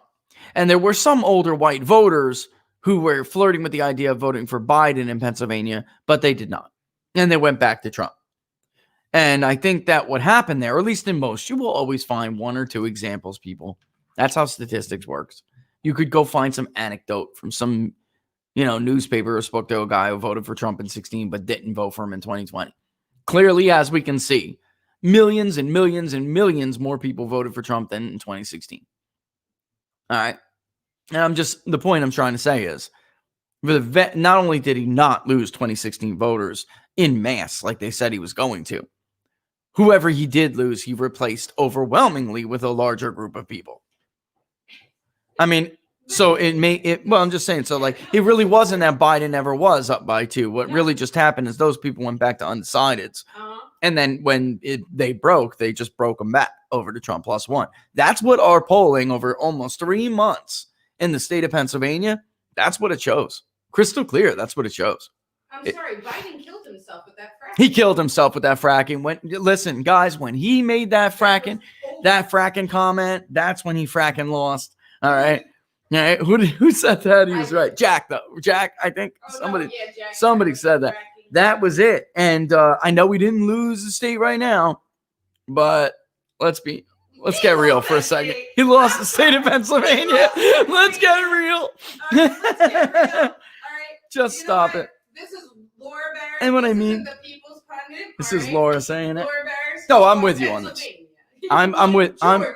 Laura. I'm with you on this. Until the day I die, nobody is going to convince me of anything else. Yeah, I was right in Pennsylvania. Yes. I know I was. I know it with every fiber in my being. And actually, when I started to see some of those margins in some of the other parts of the state that didn't really get impacted by late arriving ballots, like, for instance, guys, Erie County was overwhelmingly Trump until Lackawanna was even pro-Trump. They had a little update, and then it flipped 15 points. I mean, it was crazy what we saw. It's insane. And now you have James O'Keefe, who the left hates. You have James O'Keefe coming with these postal workers, coming clean and saying, look, I was in Erie. I know what happened. We backdated ballots. Donald Trump won in Erie County, folks. I mean, that's what I personally believe.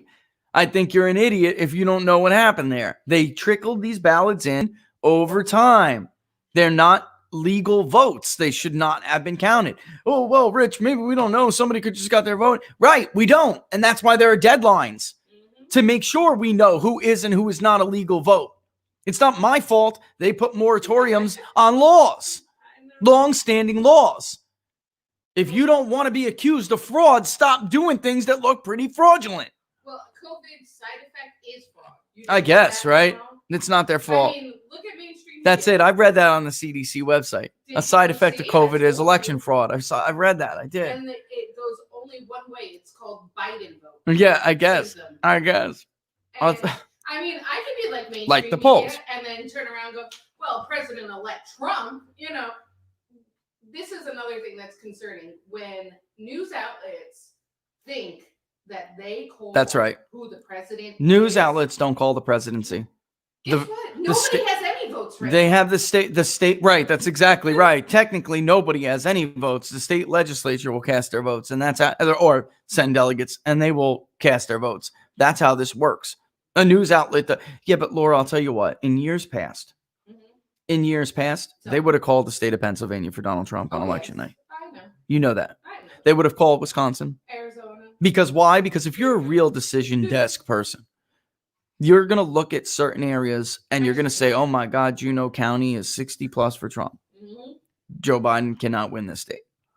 Not without some ridiculous margin of something in Milwaukee.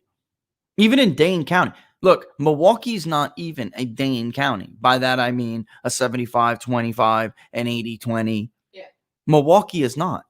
And in fact, when we saw the first chunk of early vote, this is what I think a lot of people don't understand.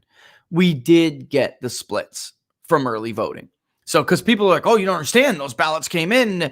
Biden's lead was so big with them. No, Biden's lead was big with the ballots that arrived later. In the early vote in North Carolina, it was not 30 points, like 30 to 35 points that the polls said it was. Are you ready? It was 12 and a half points. That's it. In Pennsylvania, it was big, but the vote was not as big as they thought it was going to be. Look, you're not going to tell me. Philadelphia said to us they had about 650,000 ballots, maybe a little bit more. Election, absentee. That's it. That's all it was going to be. So when you're looking at Pennsylvania on election night, you already see about 500 have been counted. Trump is in the high 20s between the vote that we first got and the election day vote. Donald Trump was outperforming everywhere in urban areas. It was only that vote that came in later that broke 95.5, 96.4, 90-10. I mean, crazy numbers. Now, there are precincts that do that.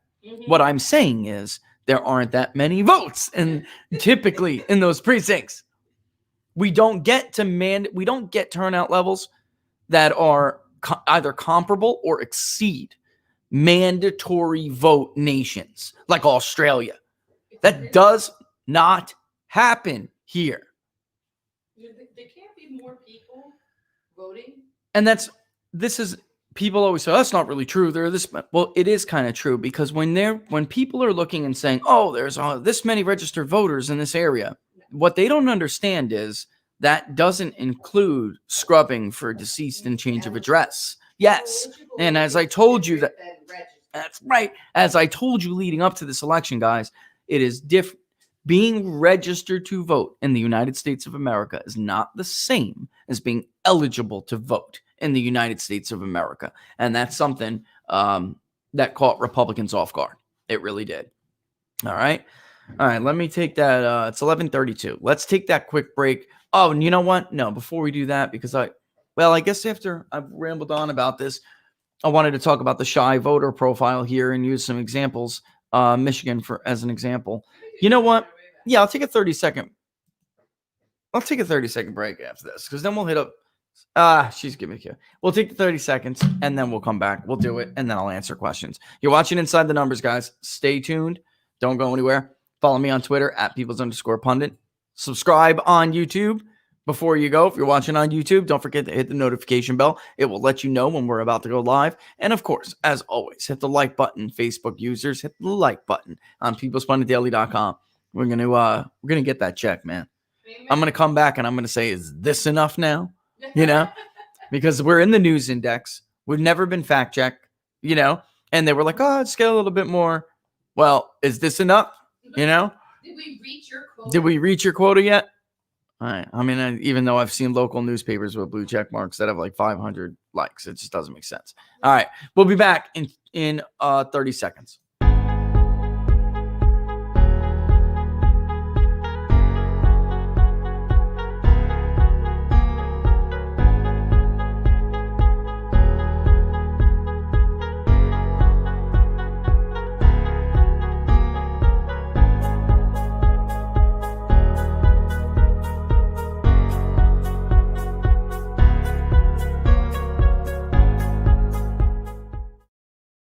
You think that's funny, do you?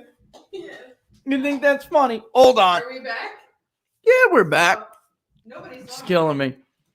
You know that could actually demonetize you on Twitter? What? Just for that particular video. So there's like, I don't know, you're smoking on camera or something, or eating on camera or something like that. Don't you dare. I'm not kidding. I'm not kidding. Oh, you got caught. Yeah. Oh, I see it now. I did? You didn't smoke it Yesterday. right now. Oh, well, you're serious? It popped on? Stop the smoking. Damn it. Looks like a limited monetization video again. And actually, I was just really trying to hold it because what she did was pass me something to eat. She was trying to give me something to eat during the break. And I just dropped it all. So And then my head hit the mic. I wasn't even, and then I had hit the mic. I wasn't even gonna take a puff on it, but you got it in your mouth. I probably did it without even thinking about Well, it. you didn't smoke it. You had it in your mouth. Yeah, that's what I thought. Oh, okay, because I didn't mean I was doing that to hold it while I was holding the plate. All right. Anyway, back to Inside the Numbers with the People's Pundit. So listen, profiling of these voters. Okay, very important because I feel like we're going to return to this. All right. And by the way, I was like pretty much dead on in Michigan in these regional things until, again, the post 4 a.m. dumps. And what is messed up about that is that those are all the numbers that took us over normal levels in areas without population growth. Very, very important to understand. You're, of course, going to see more voters year after year if there's an area with population growth. Okay. Atlanta is such an area. The population growth in that area has been pretty heavy. However, it is beyond a correlated increase in population in these counties. Fulton County, DeKalb, whatever you want to call it, beyond what is proportional to comparable years where we would see increases in vote shares. Okay, so that's important to understand. Number one. Number two, it only happened in these areas where we saw these late dumps. So in Macomb, our 56-44 spread was looking basically dead on until a couple thousand more ballots trickled in, and they were like 85-15 for Joe Biden. In Oakland, our Oakland County spread was Biden ourselves plus 17. And that did not happen. All right. So Biden led roughly 52-47 in the Oakland Macomb region. And that was only because of his lead in the polling in Oakland alone. But Trump did do what was necessary in Macomb to almost fight it to a draw. And that's the recipe for winning Michigan when you are a Republican. Because if you're a kind of a Trumplican, then you take a dominant performance in Monroe. And by dominant, I mean about 58% or so. You take a dominant performance, 56-58, because Trump won Macomb by a bigger margin than he did in 2016. In Monroe, same thing. He increased his vote share. You take Monroe, and that is what wipes out that lead in Oakland.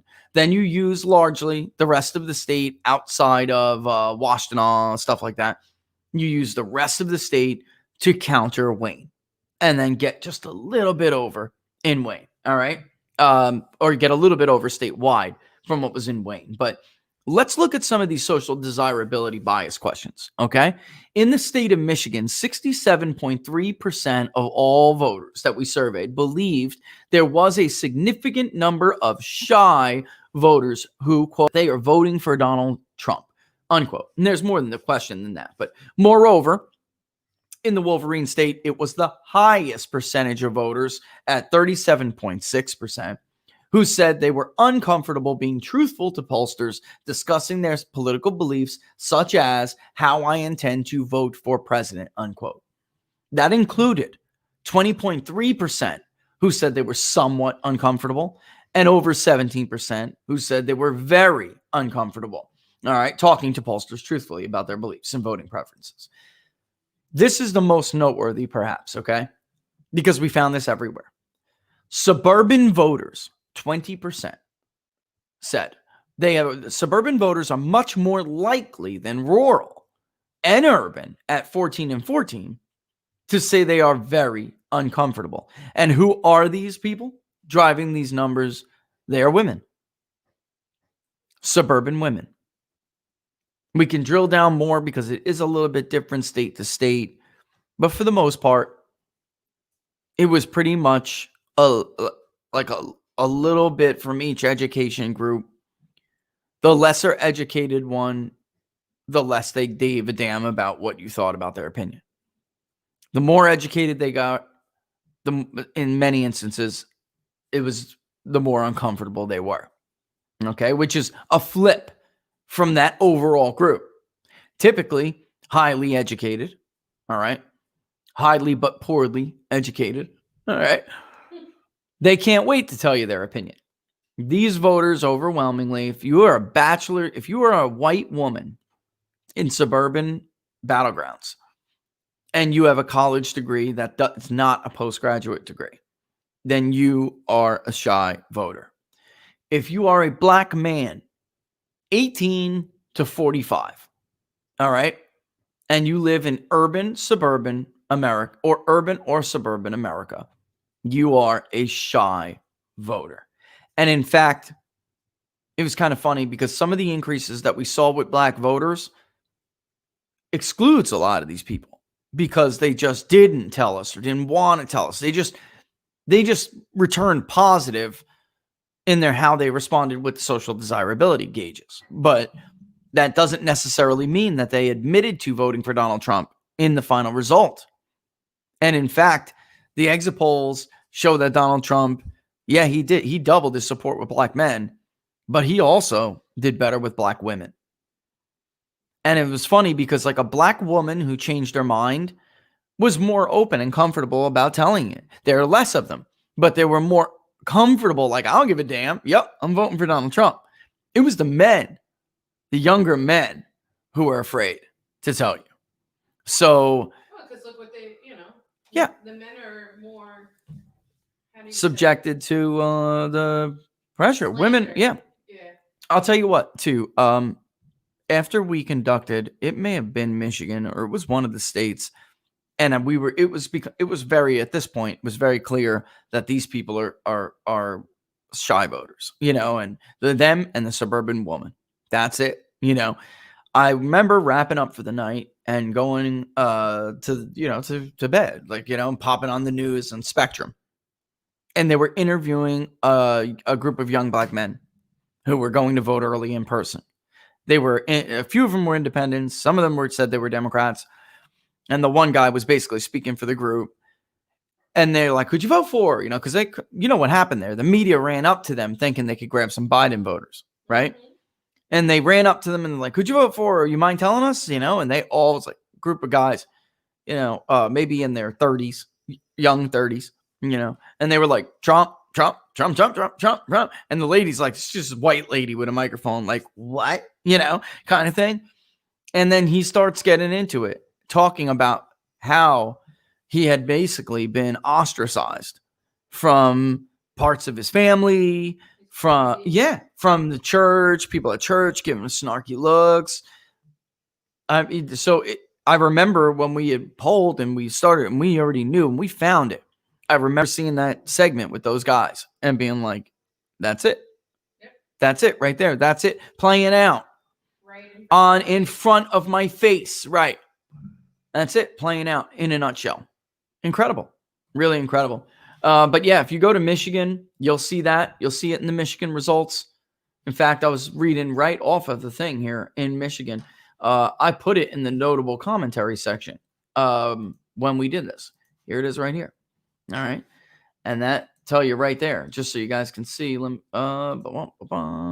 do that. And let me put it in the forefront so you guys can see it. I know it's still difficult to see, but it's it. And that's it everywhere. Interestingly, in the state of Wisconsin, okay, we did not see that kind of strong desirability bias in suburban America. Okay. And that's funny because in 2016, we did have a hard time getting the correct break in suburban Wisconsin, but Trump actually led in the suburbs in our polling in Wisconsin. Wasn't by a lot, but he led there. He led in Kenosha. He led in Racine. These are the areas a Republican has to lose the state. You want to carry Wisconsin, you got to carry Kenosha. He did everything he needed to do in these battlegrounds. Everything he needed to do. And yet he still lost the state. The entire state was red, except for Marquette up north. Looks just like a typical victory map for Walker. Victory map for Trump in 2016. Walker multiple times. But this time it changed because this time there were more votes in Milwaukee than we've ever seen before in our life. I mean, that's what happened here, guys. All right, let's take it to the real quick about the shy Trump voter. Somebody wants to know if you could really discern who was the least shy of the shy Trump voter. Was it the Black African woman, or was it the Hispanics, or whatnot? That's a really good question. You got to look at the details. I mean, well, I am looking at it now because I'm writing an article about it. So who was the most, who was the least, kind of thing. So stay tuned. And it does appear that can change by state. All right. So, and I kind of alluded to that a second ago. So in Wisconsin, the white woman is not as shy as they were in other states. That's cool, though. It is. I love I attributed it to what happened in Kenosha, the rioting. Yeah. Back to civility, safety. Oh, and I can only prove that insofar as that I crossed with what their top issue was. In Wisconsin, the top issues were economy and jobs, then COVID, very close behind it, and then police and crime and safety. Okay. But in Kenosha, it was police and crime and safety. Funny, right? Irony at its finest, right? God help us if we actually follow the truth. Where we're headed. They're going to have to learn, Laura. They have to evolve, or we're going to keep hitting them over and over and over and over. That's it. That's the plan. They can't keep lying to people like this. Yeah, but they have the left to support them. So when you have a $6 million loss company that's in the red all the time, and you have the left just pumping funds into your pocket, That's true. Is there any incentive to actually tell the truth? Well, that's it, though. That's why it's a drum again. A beating of a drum. That has to become the incentive and the shame. They just did a social desirability bias campaign for 4 years. Now it's our turn to shame them. All right, let's try. You want me to put yours on? Let's see if we can do yours. Let's try it. Okay. No, I want you to be on at the same time. I want to see if it's going to reverb again, being that it does still reverb. Yeah. All right, so that's what the deck is for, baby. I can't wait, guys. I mean, he's not muting me, just so you all know. He's not muting me. It's just the reverb and the back and forth from my mic to his mic is not jiving. So I just want you guys to know that. And soon, everything will be beautiful. And yes, I am very camera shy. Go ahead. It's all you. Oh, I thought you were asking a question. Oh, somebody asked me if I was camera shy. I said, yes, I'm camera shy. It's not about me. Well, this whole show is not about me. This whole show is about Richie. I bring the levity, and I help Rich not take you guys too deep without informing you how he got there. So I kind of give Rich the, what would you call it, baby? She makes it sure that I don't get into the weeds without bringing people with, like, yeah. I make him come full circle for you guys, and that's me. I have a tendency to lose. Yes, I'm the balance. There you go, guys. Right. All right, go ahead. Continue. I don't want to throw you off. Answer some questions here. Oh, you guys have any questions? Let's see. Do I have any questions? Let me pull up some questions. These are what? Oh, I'm too humble. You guys are cute. No, that Matt. About Kraken. I don't know what Kraken is. Do you know what Kraken is?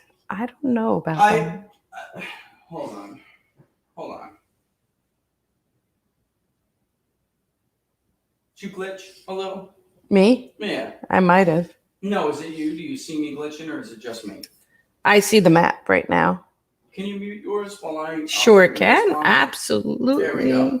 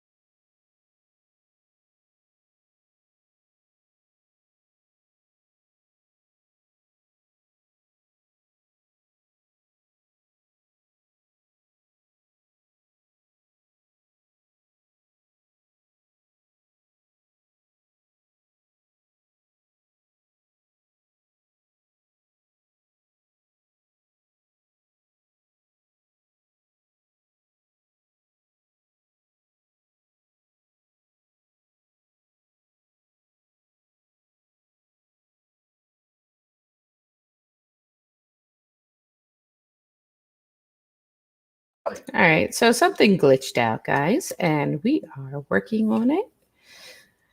Gotta love technology. Can they hear me through your mic? Can you hear him through my mic?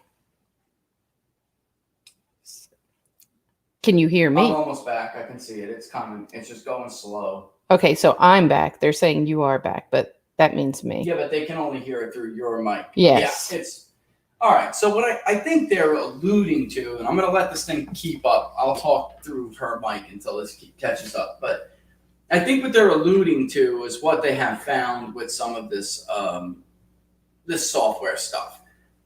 And I didn't know, so we started digging into it. And in fact, there is a few things that I think are worthwhile to talk about. Please do elaborate. Which is why on earth certain states would vet certain voting systems better than others. And the results of that vetting process in states, you know where I'm going, where it was more strict. Mm-hmm. All right. Whereas you had North Carolina, Georgia, Brian Kemp is useless. His Secretary of State they're useless. But when you look at, but North Carolina, that's just a Democrat. He could care less whether or not it's, get it right? Mm-hmm. Let's be real. And then in the Midwest states, all of the stop counting states had that software. So that was already pretty curious to me. But I started poking my nose around, and somebody sent me something from one of the states that was part of the review that they did. And what essentially it says, and I've tried to reach out to the people who wrote this, because they were people that the state asked to conduct this investigation into this. So here's what the vendor is telling us about these voting systems. A, can you corroborate it? B, if not, what do you think, what's wrong with it? And C, should we certify or not? And it's bad. Yes. It's bad. It says basically that they're not even sure this thing was designed to accurately count votes. Mm-hmm. That there was way too many flawed loopholes mm-hmm. and way too many vulnerabilities, right? Yes. And it was just completely subject to significant manipulation. And it wasn't just certain people could have access to it, that this was easily breached. It could be compromised. It's bad. Mm-hmm. And I just can't understand why on earth they would ever do this. Why does one state find it most damning, and yet any other state is cool with this? Yes, this is all right. Apparently it twice failed. And just nobody gave a damn, Laura. I don't, and not nobody gave a damn, but what I'm wondering now is, why are some of those officials quiet right now? Mm-hmm. Instead of speaking of, if they're hearing all of the allegations we're all hearing, well, I see your signatures, okay? So I'm wondering why you're letting everybody flounder out there without going on a Sunday show and saying, you know what, in our state, when we ran these tests, it was not good, all right? And we chose not to certify it. And these were outsiders, though. These were not government officials, That's right. or these were actual private company. And they submitted their findings mm-hmm. to the government officials who asked them to sure do did. So. But, right, exactly right, Laura. These are not people who have an agenda. They're not partisans. They're professionals. And I'm coming back. I can see it. Yeah, he's coming back. He's almost there. Yeah, so, and I'll wrap that up for people who may or may not have heard what I was saying. No, they hear you. But it's serious. I mean, it's serious enough where I thought when I first got a couple of them, my jaw dropped. Mm-hmm. My jaw dropped. No, you called me right away. You're like, come here. This can't be real. Oh, there I am. He's back. Hold on, no, I'm not going on yet because the green screen stuff is not on working. Hi, Osmio. There it is. Perseus voting software? Perseus? No, it wasn't Perseus. Hold on one second. It wasn't Perseus.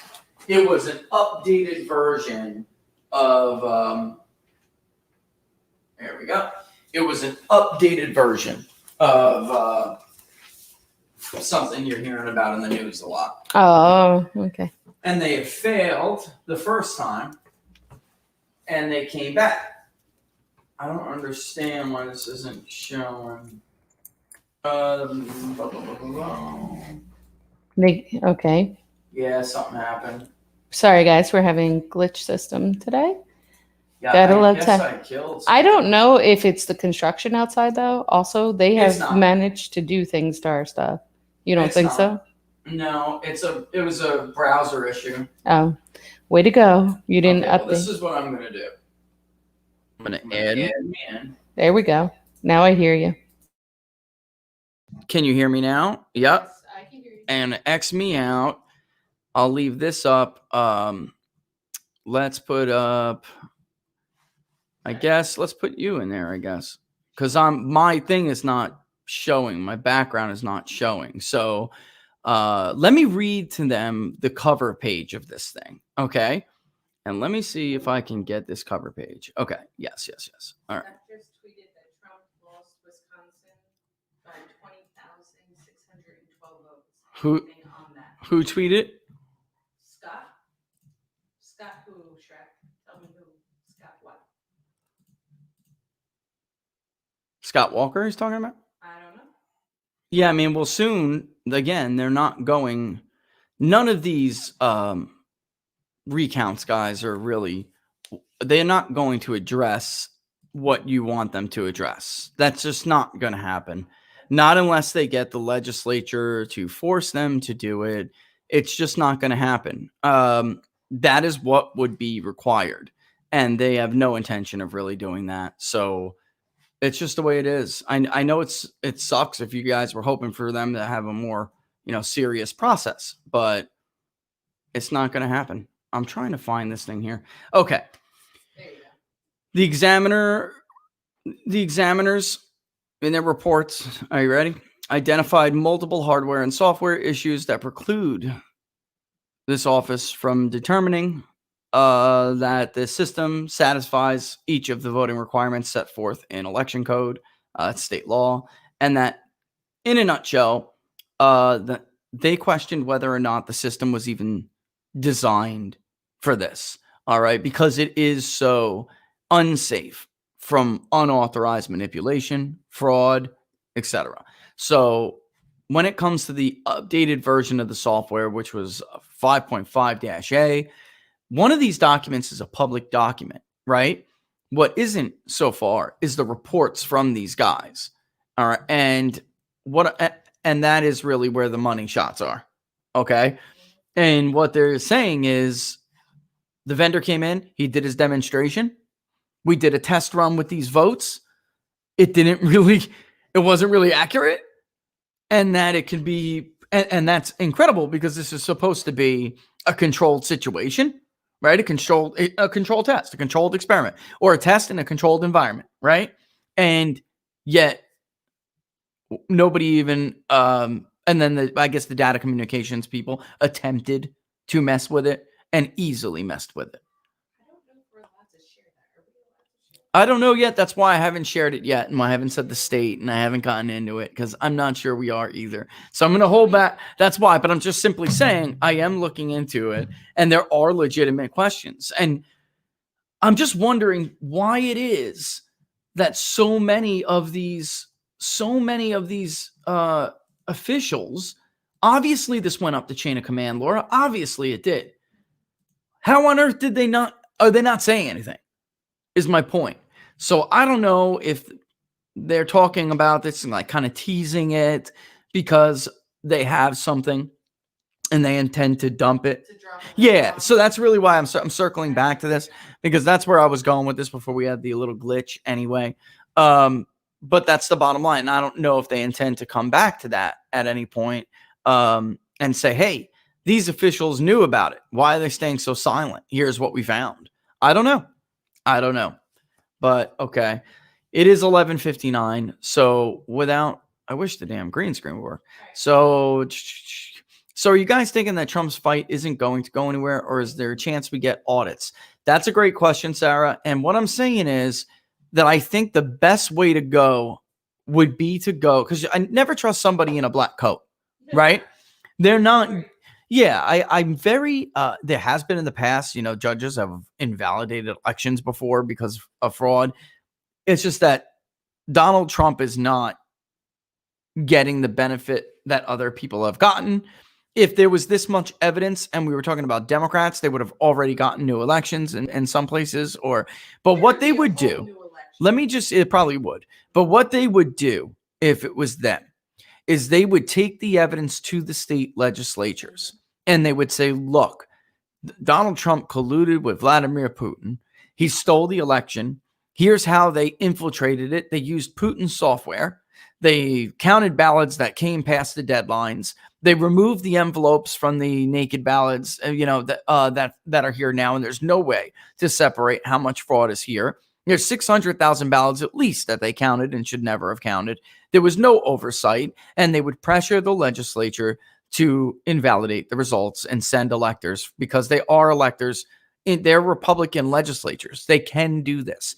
In 2000, they were going to do it in Florida. Of course, stole it from Bush. That was their backup anyway. They were just going to say, good for you. You found another 600 votes. Stuff them up your butt because we're sending electors anyway. Thank you, Governor Jeb. And when that's it, we're done. Session ended. That's a wrap. That is what they planned to do, even though Karl Rove was too stupid to know you could even do that. All right. Other people had to tell him. All right. So that is possible. It can happen, especially. And my point is, that is really, I think, his best bet. And he has to make the case to these legislators that if you don't do this now, you're going to pay for it with your political life anyway. Because if you let it go on, it will get worse. And they'll take you out next. And that is what he has to do. Now, you cannot, you have to step in to send a message that you cannot conduct elections without any integrity whatsoever. You cannot try. You can't not try. They did. You can't ignore laws. You can't invalidate codified election procedures because you freaking feel like it. When a judge says separate ballots, you have to separate them. When a judge says you can't count them after the deadline to 8 p.m. on Tuesday, you can't count them after the deadline. Right. When a judge says, allow these people into the polling station to observe it, the sheriff cannot block you from going into the polling station. What I'm saying is, I think a lot of these legal arguments that they're making, a lot of it is trying to reinvent electioneering, election laws, right? Political law. Don't reinvent the wheel. Just do what has worked in the past. All right. I mean, right. It's precedent. Do what has worked in the past. And I understand it's a tough sell for state legislatures, but you have got to make it clear to them that it will only get worse. It will only and tell them, convince them, everything that is a politician's worst nightmare. You'll be next. You'll be next. They'll take you out next. You will lose your seat too. The Republican National Senatorial Committee, the National Republican Senatorial Committee, only started to give a damn a week later because David Perdue was in jeopardy. That's where the tell is. That's it. Mitchell. You got it. That's all these people care about. And if you don't speak that language, Mitch McConnell had nothing to say until it looked like, oh my God, they're going to take Tillis and Perdue with them. To trust the left to keep their word. Well, they didn't. Yeah, because you don't know, but when the ballots were coming in without down ballot votes, when it was just Biden, Trump, right? A bubble next to Biden in the presidential ballot, they didn't give a damn. They would have been happy to help convince everybody it was an undervote like the rest of the country, like the rest of the media. They would have been happy with that. But because everything was so brazen, then they only jumped in because it wasn't just a bubble next to Joe Biden's name anymore. It was a bubble next to John Ossoff's. It was a bubble next to Cal Cunningham. And then all of a sudden they gave a damn. They're such frauds. That's all politicians care about. Right, left, center, libertarian, green. They don't give a damn about anything but their own political, backsides. And that's it. That's why we're starting this nonprofit. And that's why we are going to do this nonprofit, because they need to be lobbied. And I mean lobbied. So if you don't support an election integrity, we're good. Whether you're a Republican, you're a Democrat, if you don't support these reforms to ensure that our elections have integrity, we're going to work to defeat you. And we're going to defeat you. That is how this really has to be, because that's the only thing they care about. That's it. They don't care about anything else. And it's such a sad shame, you know? All right. I wish I could say goodbye here on camera, but apparently does not retract their statement. They got some. Yeah, PolitiFact had better retract their statement soon. What they have done is attribute what Jim Hoff said to me, or Jim Hoff wrote, whoever wrote that article. At least Snopes did their job and called. We all know Snopes has an agenda, of course, right? But I'm telling you, in my own experience, that woman was thorough. She was, she did not take me out of context at all. She didn't quote me out of context. She said, listen, what is going on here with this claim that's circulating the internet? And I said, the first words out of my mouth, actually, were, I am so glad you called, because nobody is She's actually surprised by that comment from you. She was. She got stunned, right? She was like, oh, really? Because I guess not too many people are glad when they call, right? And I was like, no, I am. Let me explain to you what this means and what they're, both people, both sides are trying to sell it as, right? And PolitiFact, they didn't do that at all. And I want a retraction. Like, I am demanding a retraction. You can't just lie about people like that. Not without consequences. But today was about the Pollsters. Maybe tomorrow I'll take aim at PolitiFact again.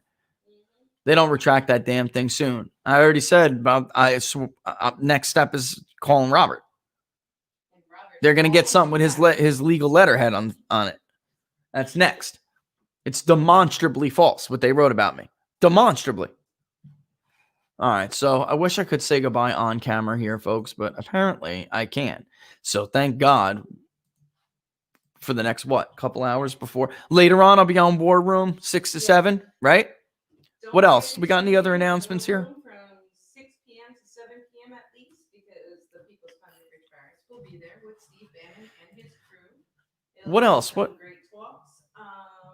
And then on Thursday, Unstructured. Oh, yes. If you guys didn't see the interview I did on Unstructured, it was a half an hour. And I told him, when all the fogs, all the dust starts to settle, that we'll do that hour, because there were other things that he really wanted to talk about. Now, I found it was one of those interviews where he asked really thoughtful questions and it blazes by. And there's so much more you want to say, but you can't because you're out of time. And I had a hard half hour, I had a hard out. And I told him, call Laura back, do another hour. This is going to be a great conversation. So Thursday it is, right? Thursday at 8 p.m.? No? You get an A for effort. I get an A for effort. That's I do your scheduling. I love you. Thursday at 5:30 to 6:30. Thursday at definitely not right. Thursday 5:30 to 6:30. I'll be on with Eric on Unstructured, and I'll tweet it out. And then, of course, like Laura said, War Room tonight, 6 to 7. All right. So I guess I'll leave it there. I can't even say goodbye to them over here. We got this map up, and that's it. As always, we love you guys. Yeah. We appreciate everything you do, your support, your donations, your super chats, super hearts. I'm sorry I'm not on Periscope. Twitter does not like me right now. As to all your subscriptions and PPD, Guys can hear it, right? Yeah. you guys are phenomenal. Yeah. We appreciate you. You guys 71% growth on PPD this month. See? 71%. We thought the 64 last month was through the roof when we were like, oh my God, look at this. 71 this month. 71. And we're doing And we love you for it. Show even Yep. better, so we have things coming. I'm taking it and dumping it in. Yeah. We're taking it and dumping it right in. Because you guys deserve it. And thanks for keeping us humble. That's it. Always. That was a great out. I'm going to shut up. Yes. 2 minutes, bad habit. We'll see you at 10 a.m. Eastern Standard Time. Don't forget that newsletter, guys. Subscribe to that newsletter. Yes. All right. All the best, folks. See you in the AM.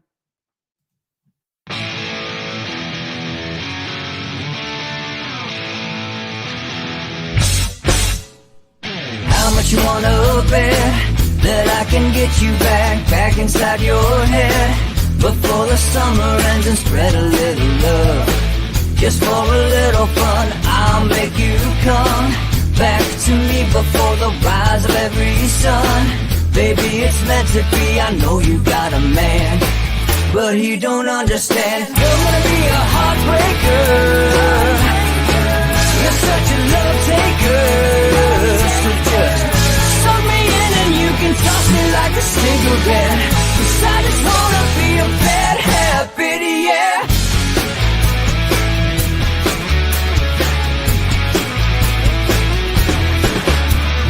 Rhythm in our love, it's impressive, excessive. You can't make this stuff up. My chest beats, it's restless, wakes the neighbors up above. Yeah, baby, come and show me love. Baby, come and show me love. Because you're gonna be a heartbreaker. You're such a love taker. So just suck me in and you can toss me like a cigarette. 'Cause I just wanna be a bad habit, yeah.